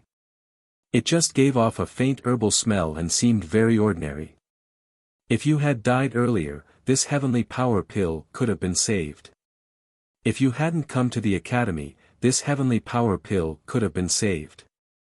If you hadn't left your message on the paper when you had no way to cultivate, I wouldn't have known you. Then this heavenly power pill could have been saved. Chen Pipi stuffed the pill into Ning Kei's mouth, picked up the bowl of water beside him and poured it into Ning Kei's mouth. He pressed his palm on Ning Kei's chest to help him dissolve the pill. He murmured and complained, his face full of sorrow and regret. "You're so smart, so persistent, and so smart. But your acupoints in the ocean of qi and mountain of snow are blocked. You're so pitiful. It's not an exaggeration to say that you're a lad cursed by Haotian." Ning Kei's eyes were still tightly closed, but his pale cheeks quickly became rosy. Chen Pipi stared at him and lamented, "Now that your snow mountain has been destroyed and rebuilt, you might be able to unblock some of your acupoints. But you got a serious injury that can't be cured without the heavenly power pill, and you met me, the only person in the world who has the heavenly power pill. But I couldn't bear to see you die. So you are actually a young man who is favored by Haotian." The melted and collapsed snow mountain was instantly rebuilt by the cold power. It seemed magical, but the structure of the snow mountain was extremely unstable and could collapse again at any time. The dangerous glaciers inside were full of holes. Most of the holes could not connect the front and back, but made the snow mountain as fragile as a wooden pillar that had been eaten by termites. The precious heavenly power pill was melted by the water and slowly penetrated down through Ning Kei's throat. Before it reached his stomach, it turned into a faint medicinal power and dissipated among his internal organs like a faint starry divine light. Under the illumination of the divine light, the snow mountain in the distance did not collapse again. A corner rose abruptly and stood quietly under the firmament, as noble as a saintess and as firm as a warrior. It slowly melted and moistened the dry wilderness under its feet. A breath of life pervaded that strange space. This breath did not come from the sun above the firmament, but from the origin of the world. Day and night alternated, and the trickling ice stream flowed slowly. Gradually, a second blade of grass grew by the stream and then spread into a grassland. There were herds of gazelles jumping happily among the grass, and voles chewing the grass roots happily under the ground. Several green trees grew in the depths of the grassland, which made people very happy. The heavenly power pill dissipated very slowly, but was absorbed very quickly by the human body. When the last trace of medicinal power melted into Ning Kei's ocean of qi and mountain of snow, he woke up. At this time, the morning light had risen outside the old library. He leaned against the wall tiredly, squinting at the morning light coming in from the east window. His dry lips moved slightly, and he murmured so softly that it was almost inaudible, "Everything has its cause and effect. Master Haotian, you naturally have your reasons for bringing me to this world. I knew you wouldn't just watch me die. It's not Master Haotian. It's me, the genius, who can't watch you die." Chen Pipi leaned against the wall beside him and rubbed his dry eyes. He muttered, "You're all guys who have one foot in the underworld. When you wake up, you don't even know who you should thank." Ning Kei smiled tiredly and looked at his big round face quietly. He really didn't expect that Chen Pipi, who had left a message for a long time, would look like this. He asked, "How did you cure this injury?" Chen Pipi moved his fat body, rubbed his back against the wall, and stood up with difficulty. Then he put his hands on his waist and moved his sore body. He smiled contemptuously and waved his hand, saying, "How many times have I said that I'm a rare genius in the world? If you were treated by ordinary doctors, you would definitely lie in a coffin. But for me, it's just a small matter of waving my sleeves." The fat lad had always thought that he was a peerless genius in 100 years. Therefore, he had been demanding himself with the demeanor of a genius since he was a child. He envied the demeanor of his senior brothers, who were most particular about being calm. Last night, in order to cure Ning Kei, he had given him a rare and precious pill. But since he had given it, it would be a bit like showing kindness to others if he kept emphasizing it, which was seriously not in line with his aesthetic taste. Therefore, he didn't explain the details and just waved his sleeves, showing that he didn't care. Of course, if someone stood in front of him at this moment, he would definitely see that the fat on his round face was slightly twitching because of the pain and regret in his heart. In the morning light, the pained Chen Pipi turned around with a calm expression. He looked at Ning Kei's eyes and suddenly made a request, "Can I see the big black umbrella beside you?" Ning Kei was startled. After a moment of silence, he looked up at the lad and said, "I don't have the strength. You take it yourself." So it was Chen Pipi's turn to be startled. He frowned and looked at Ning Kei for a long time. After a long silence, he struggled to get down and held the handle of the big black umbrella. It was a little cold in his hand.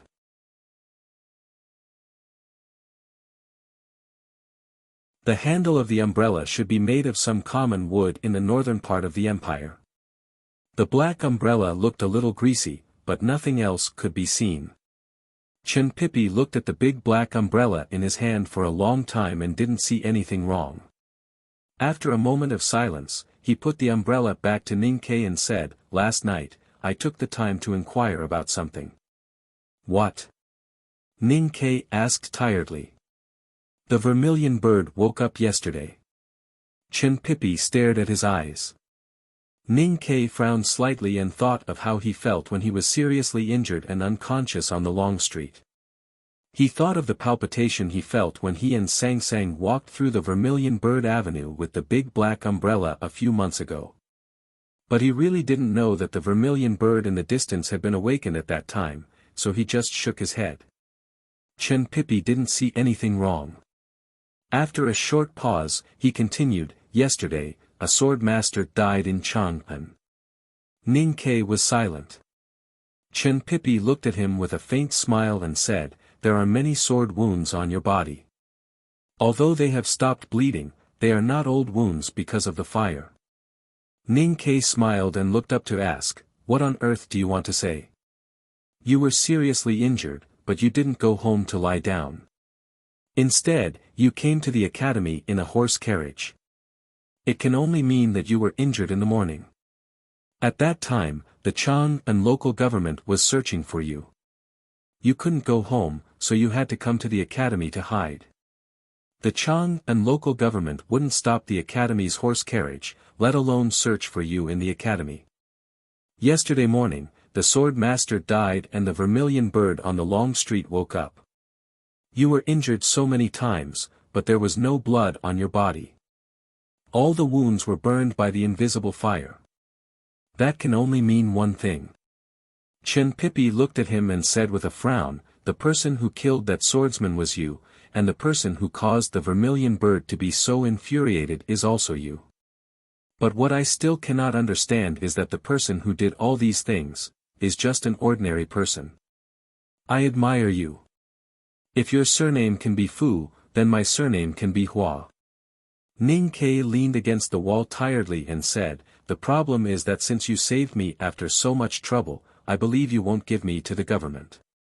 So why do you ask me these questions?" Chen Pippi raised his eyebrows and said proudly, "Because I, the genius, want to prove to you that nothing can be hidden from me." Ning Kai looked at him with a smile and suddenly said, "There is no big family in West Hill that has influence all over the secular world as you said in your message. There is only one place that is afraid of the academy, and that is Haotian Divine Hall. You are not the heir of a family, but the heir chosen by Haotian Taoism."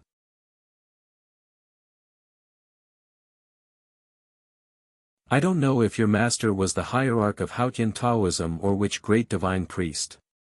But I still can't understand why the Haotian Divine Hall of West Hill, the heir chosen by the academy, and the peerless genius who has been accepted by the academy, is so fat. Finish the fight. Sleep. I have to get up early tomorrow. The washstand in the house was completely cracked. It's leaking. I need to find someone to fix it. I'm as angry as Chen Pippi. My pride is hurt. Because I bought it. It's just over the warranty period. And it's very expensive. I don't understand why it's like this. To be continued. If you like this work, please come to Chidian.com to vote for it. Your support is my biggest motivation.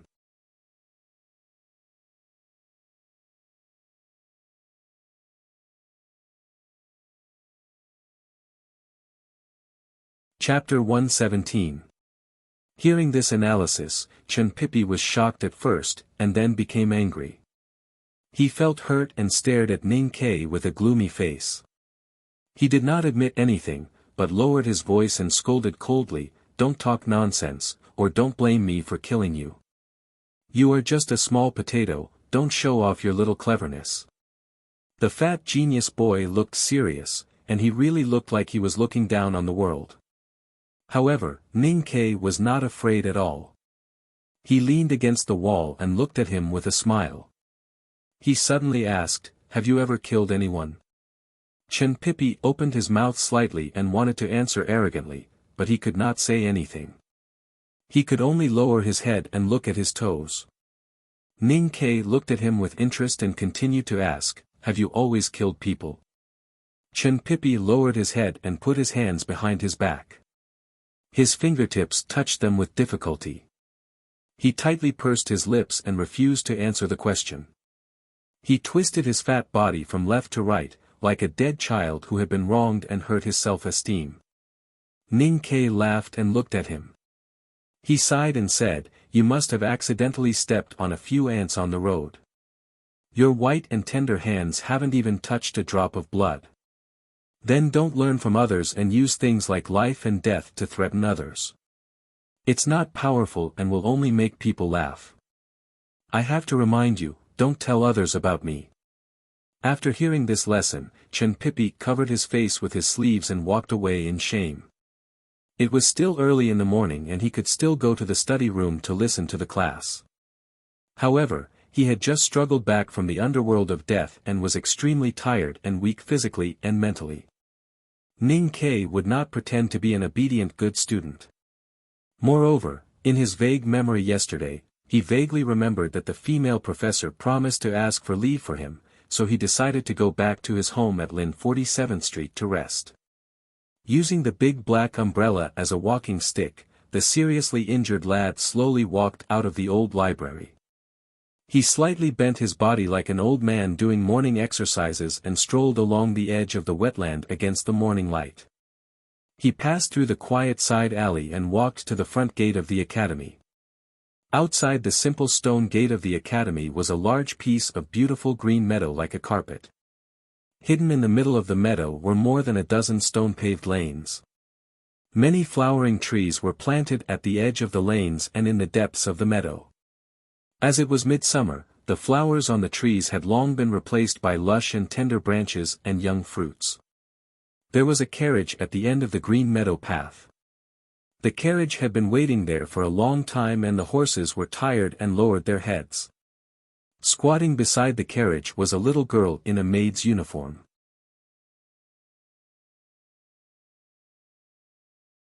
She had not slept for a day and a night, and her tanned face was slightly pale due to exhaustion, worry, and fear, as if she had been smeared with Chenjinji Cosmetic Store's powder. Yesterday morning, Ning Ke didn't come back from killing people, and the government runners were inquiring everywhere with serious expressions. Listening to the hurried hooves of the Yulin royal guards on the long street, Sang Sang knew that something was wrong.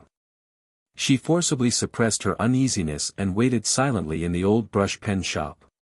But when the carriage came back, Ning Ke still didn't come back, and she finally couldn't wait anymore. After asking the coachman and confirming that Ning Ke had gone to the academy in the morning, Sang Sang thought for a while and directly took out 10 taels of silver to ask the coachman to take her to the academy. Then she squatted beside the green tree on the meadow beside the carriage and waited silently. She took out 10 taels of silver and asked the driver to take her to the academy. She did not know if Ning Ke was hurt. She did not dare to ask the instructors and students in the academy. She could only wait. She squatted beside the green meadow and watched the stone gate of the academy being shrouded in darkness and awakened by the morning sun. She watched the lights in the study room being lit and extinguished. She listened to the students reading aloud. She watched the ants in front of the old shoes come and go. She watched people walking into and out of the academy, but she did not see that guy. The students of the academy came in carriages. They were curious when they saw Ning Ke's little handmaiden squatting beside the road. Some of them asked her, but she ignored them. She stubbornly kept her mouth shut and looked at the gate of the academy. After a whole night, which seemed like a lifetime, Sang Sang finally saw that figure. She rubbed her sore eyes, and her pale face gradually relaxed. She closed her eyes, cupped her hands in front of her chest, and muttered a few words. She quickly stood up with her hands on her knees. Because she had been squatting for too long, the blood and qi in her thin legs were a little blocked. Her thin body swayed, and she almost fell. Holding the big black umbrella, Ning Ke slowly walked to her. Looking at the familiar little black face and the tiredness and worry on it, he felt a surge of pity in his heart. Although they had gone through many life and death situations together in this life, it was still the happiest thing to see each other again. He naturally opened his arms and wanted to hold Sang Sang in his arms. But he suddenly found that the little handmaiden was a little taller than when she was in the city of Wei. She was already up to his chest. He was startled subconsciously and did not continue to hold her in his arms. Instead, he reached out his hand and rubbed her head with a smile. Sang Sang raised her little face and giggled.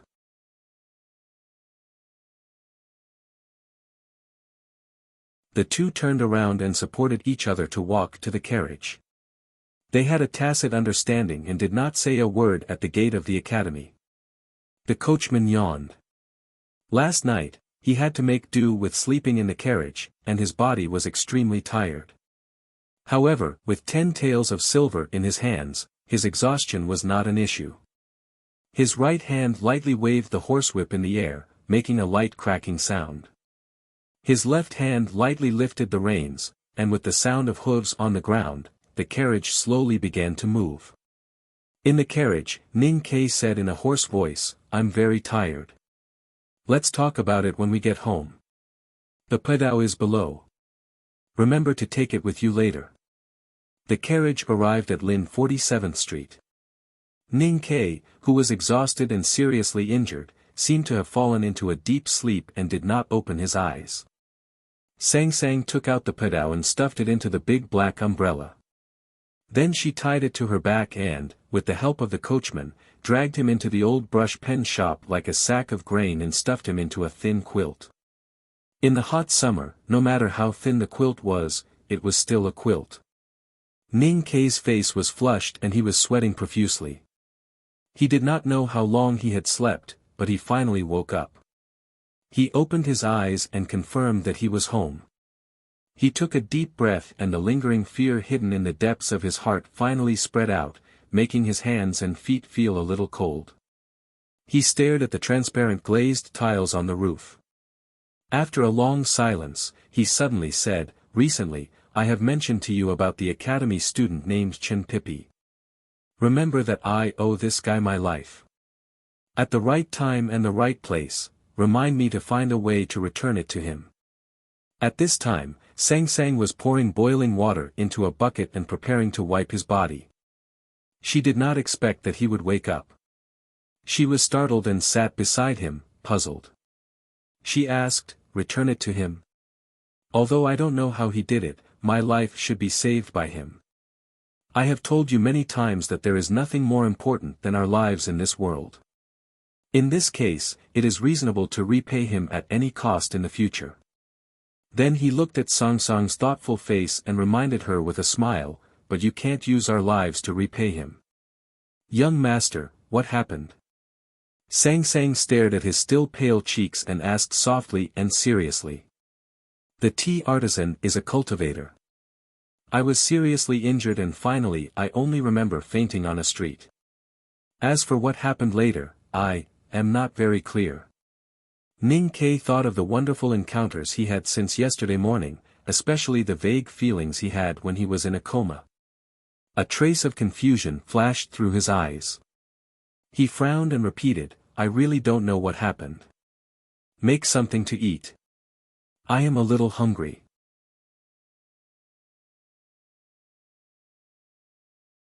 He did not like this kind of situation where there were changes happening to him without him knowing anything. After frowning and thinking, he did not want to discuss this matter anymore. Suddenly, he thought of a problem. He looked at Sang Sang with a pleading look and said, "No fried egg noodles, no fat intestine noodles, and no hot and sour noodle soup left yesterday. It must be rancid in such hot weather. For the sake of my serious injury and almost dying, let's pay for a good meal tonight."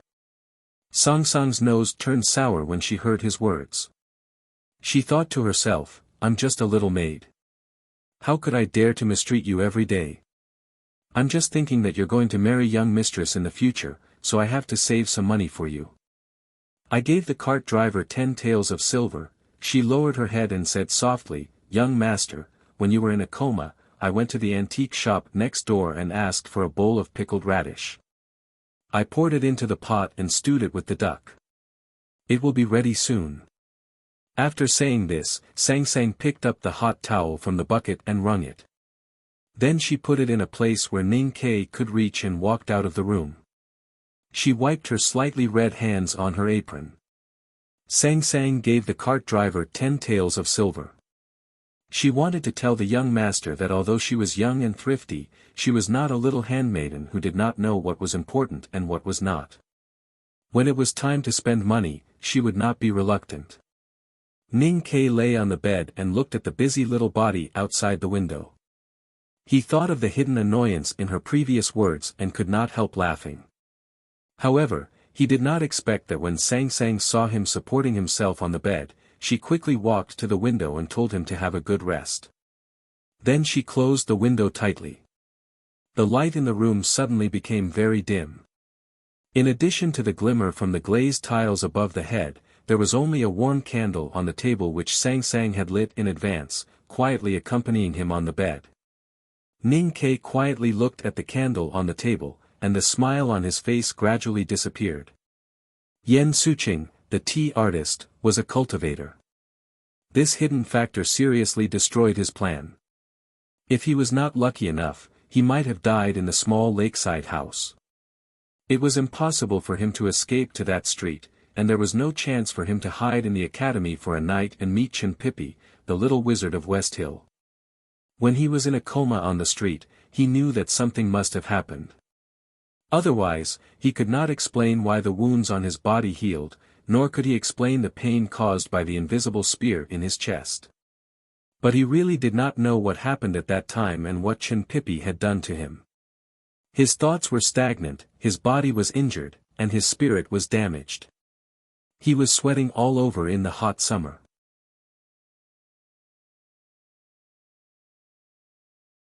He felt that his skin was sticky and a little annoyed. He wanted to wipe it, but his hand froze when it was about to touch the wet towel. Because he suddenly found that there seemed to be a shallow layer of obstruction between his fingers and the wet towel. To be continued. If you like this work, please come to Chidian.com to vote for me. Your support is my greatest motivation.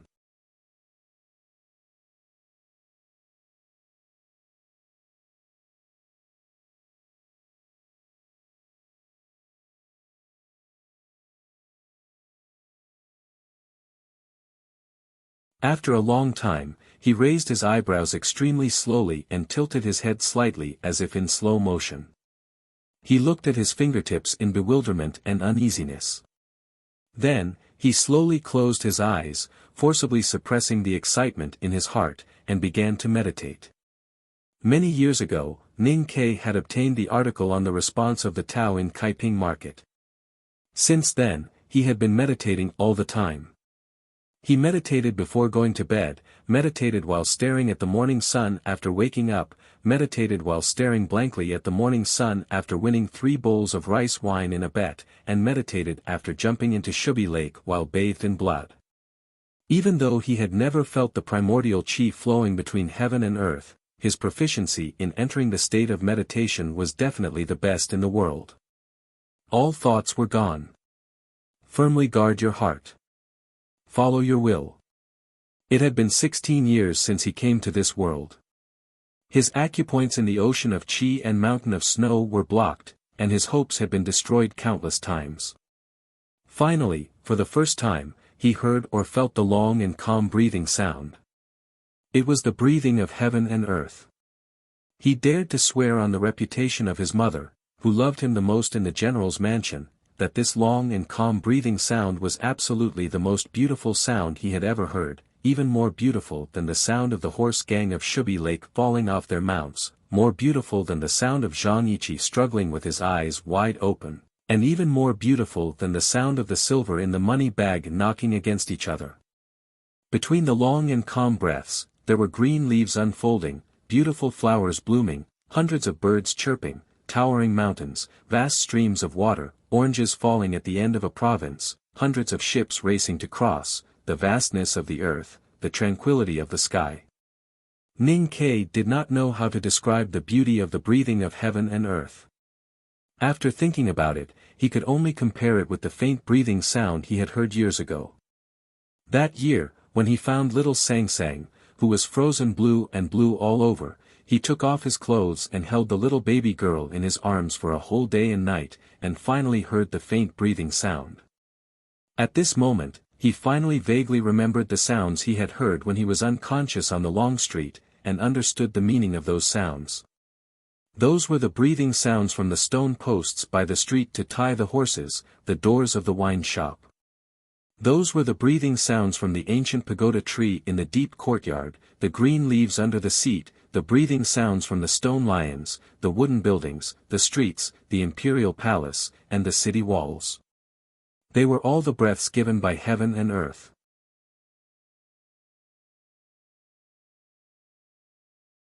What he heard was the long and calm breathing that came from the ancient times and was destined to go to the future. His fingers touched something that was not real but could confirm its existence. The doors and windows of the room were tightly shut, but there was a gentle wave like the wind slowly surrounding his body. No, this wave was more dignified than the wind, more like the gentle water in a still pond, but more agile than water. Finally, he was sure that he had sensed something. He could no longer suppress the emotions that gushed out from the depths of his heart and woke up. Looking at the scroll he had written on the wall and the simple patterns on the beams and pillars, his eyes were filled with excitement and a very complicated emotion. He felt that although the doors and windows were tightly shut, he seemed to be able to see the grey wall and the row of green trees on Lin 47th Street. He knew that the world in front of him seemed to be no different from the previous world, but from today on, the world to Ning Kai would be different. Stretching out his slightly trembling fingers, Ning Kai aimed at the pea-sized candle flame on the table. He slowly inhaled and urged his psyche to enter the ocean of qi and mountain of snow. After a long time, he slowly released it. The candle flame on the table swayed uneasily. He did not know whether it was because of the wind, his fingers, or his chaotic mind. Is this the qi of heaven and earth? Looking at his fingertips, he did not see anything, but he could feel that there was a very thin layer of existence there. He muttered to himself and then added in a low voice, "This is the qi of heaven and earth."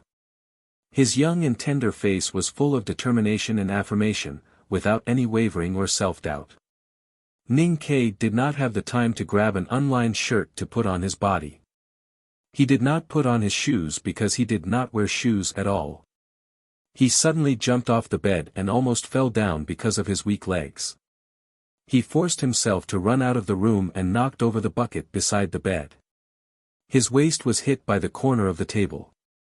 However, the lad who was about to faint from the great happiness did not feel any pain at all. Pushing open the door, he rushed into the small courtyard and stood in front of Sang Sang who was chopping firewood. He looked at the little handmaiden who was bent over and opened his mouth to say something, but found that his voice was a little hoarse and he was almost unable to speak. Sang Sang looked at him in confusion and found that his expression was extremely strange, as if he was crying and laughing at the same time. "Young master, are you all right?" She stood up and raised her arms habitually, wondering if Ning Kai had a fever and was a little confused. But she found that she could touch his head with one foot and could not help but laugh happily. Ning Kai reached out his right hand and grabbed her thin arm.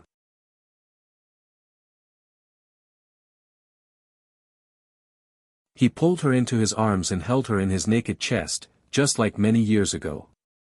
He murmured, "It's good that you are alive, and I am, also very good now." He had not cried for many years since he escaped from Chang and with a hatchet. He still did not shed tears today. But he did not know why he felt that his eyes were a little wet and his nose was a little sour. Sang Sang raised her head with difficulty and was shocked to see the faint wetness in Ning Kai's eyes. Then she guessed something and her little face was full of shock. 2 lines of tears flowed out from her willowy eyes. Being speechless and choking was definitely not enough to release the emotions of the master and handmaiden at this moment. Sang Sang opened her thin arms and hugged Ning Kei's waist tightly. She cried bitterly, "Oh, young master, this is a happy event. You have to eat more duck tonight." After the hug, they separated from each other. Ning Kei looked down at the little handmaiden's dark face with tears. His lips moved slightly as if he wanted to say something, but he did not say anything in the end. Sang Sang immediately understood what he meant. She lowered her head in shame and raised her sleeves to wipe her tears. She whispered while sobbing, I will order takeout from Building of Pines and Cranes. It will cost 6 taels of silver. That's more like it." Ning Kei lovingly rubbed her head. Sang Sang opened the box and took out the silver. She hurried to the shop and suddenly thought of something. She slowly stopped in front of the door and looked back at him. She bit her lips and said very seriously, "Young master, next time you go out and do these dangerous things, you must remember to take me with you. It's not good to wait for you in the shop." Ning Kei quietly looked at her and then nodded hard. He said, "Don't worry. This kind of thing will never happen again. At least within this year, I won't do anything again. You don't have to worry." The door of the old brush pen shop was already closed. The small wooden sign hanging on the shop originally said that the owner was busy, but Sang Sang changed it to, "The owner is happy," in the shortest time possible. Since it was a happy event, they naturally had to drink to liven things up. The master and handmaiden luxuriously ate 6 taels of silver worth of noodles from Building of Pines and Cranes and drank 2 big pots of wine. Sang Sang, who had never been drunk before, was unexpectedly drunk today, either because she was too happy or because she felt sorry for spending so much money on a meal. Ning Kei looked at the little handmaiden who was drunk on the table and scratched his head in surprise. He thought to himself, "How could you get drunk before me?" He carried Sang Sang back to the room and covered her with a single layer of quilt. Then he sat by the bed and took a round cattail leaf fan to fan her and drive away those annoying mosquitoes.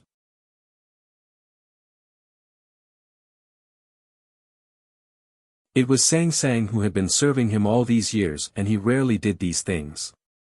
But after all, he had done it so many times in his childhood that he was very skilled. The great happiness and excitement gradually calmed down as the round cattail leaf fan swayed. He began to silently think about what had happened to him, and his eyes subconsciously fell on the big black umbrella beside Sang Sang's little face. This is the most wonderful plot that I have ever written. Writing a story is really hard, but I can earn a lot of money, which makes me very happy. But nothing can replace the great happiness I felt when I wrote this plot. This is probably the true meaning of this plot. Put your palms together and feel sour again. But it can't be helped. Ning Kei's nose is sour, and so am I. To be continued. If you like this work, please come to Chidian.com to vote for me. Your support is my biggest motivation. You're tuning into the Han Li's Wuxia Adventures YouTube channel. We're so grateful for your support and don't forget to subscribe to join us on this incredible journey through captivating stories. Your generosity through donations truly makes a world of difference, as it's the primary source of revenue that allows me to expand and enhance this channel for you. Thank you from the bottom of my heart for being a part of this adventure.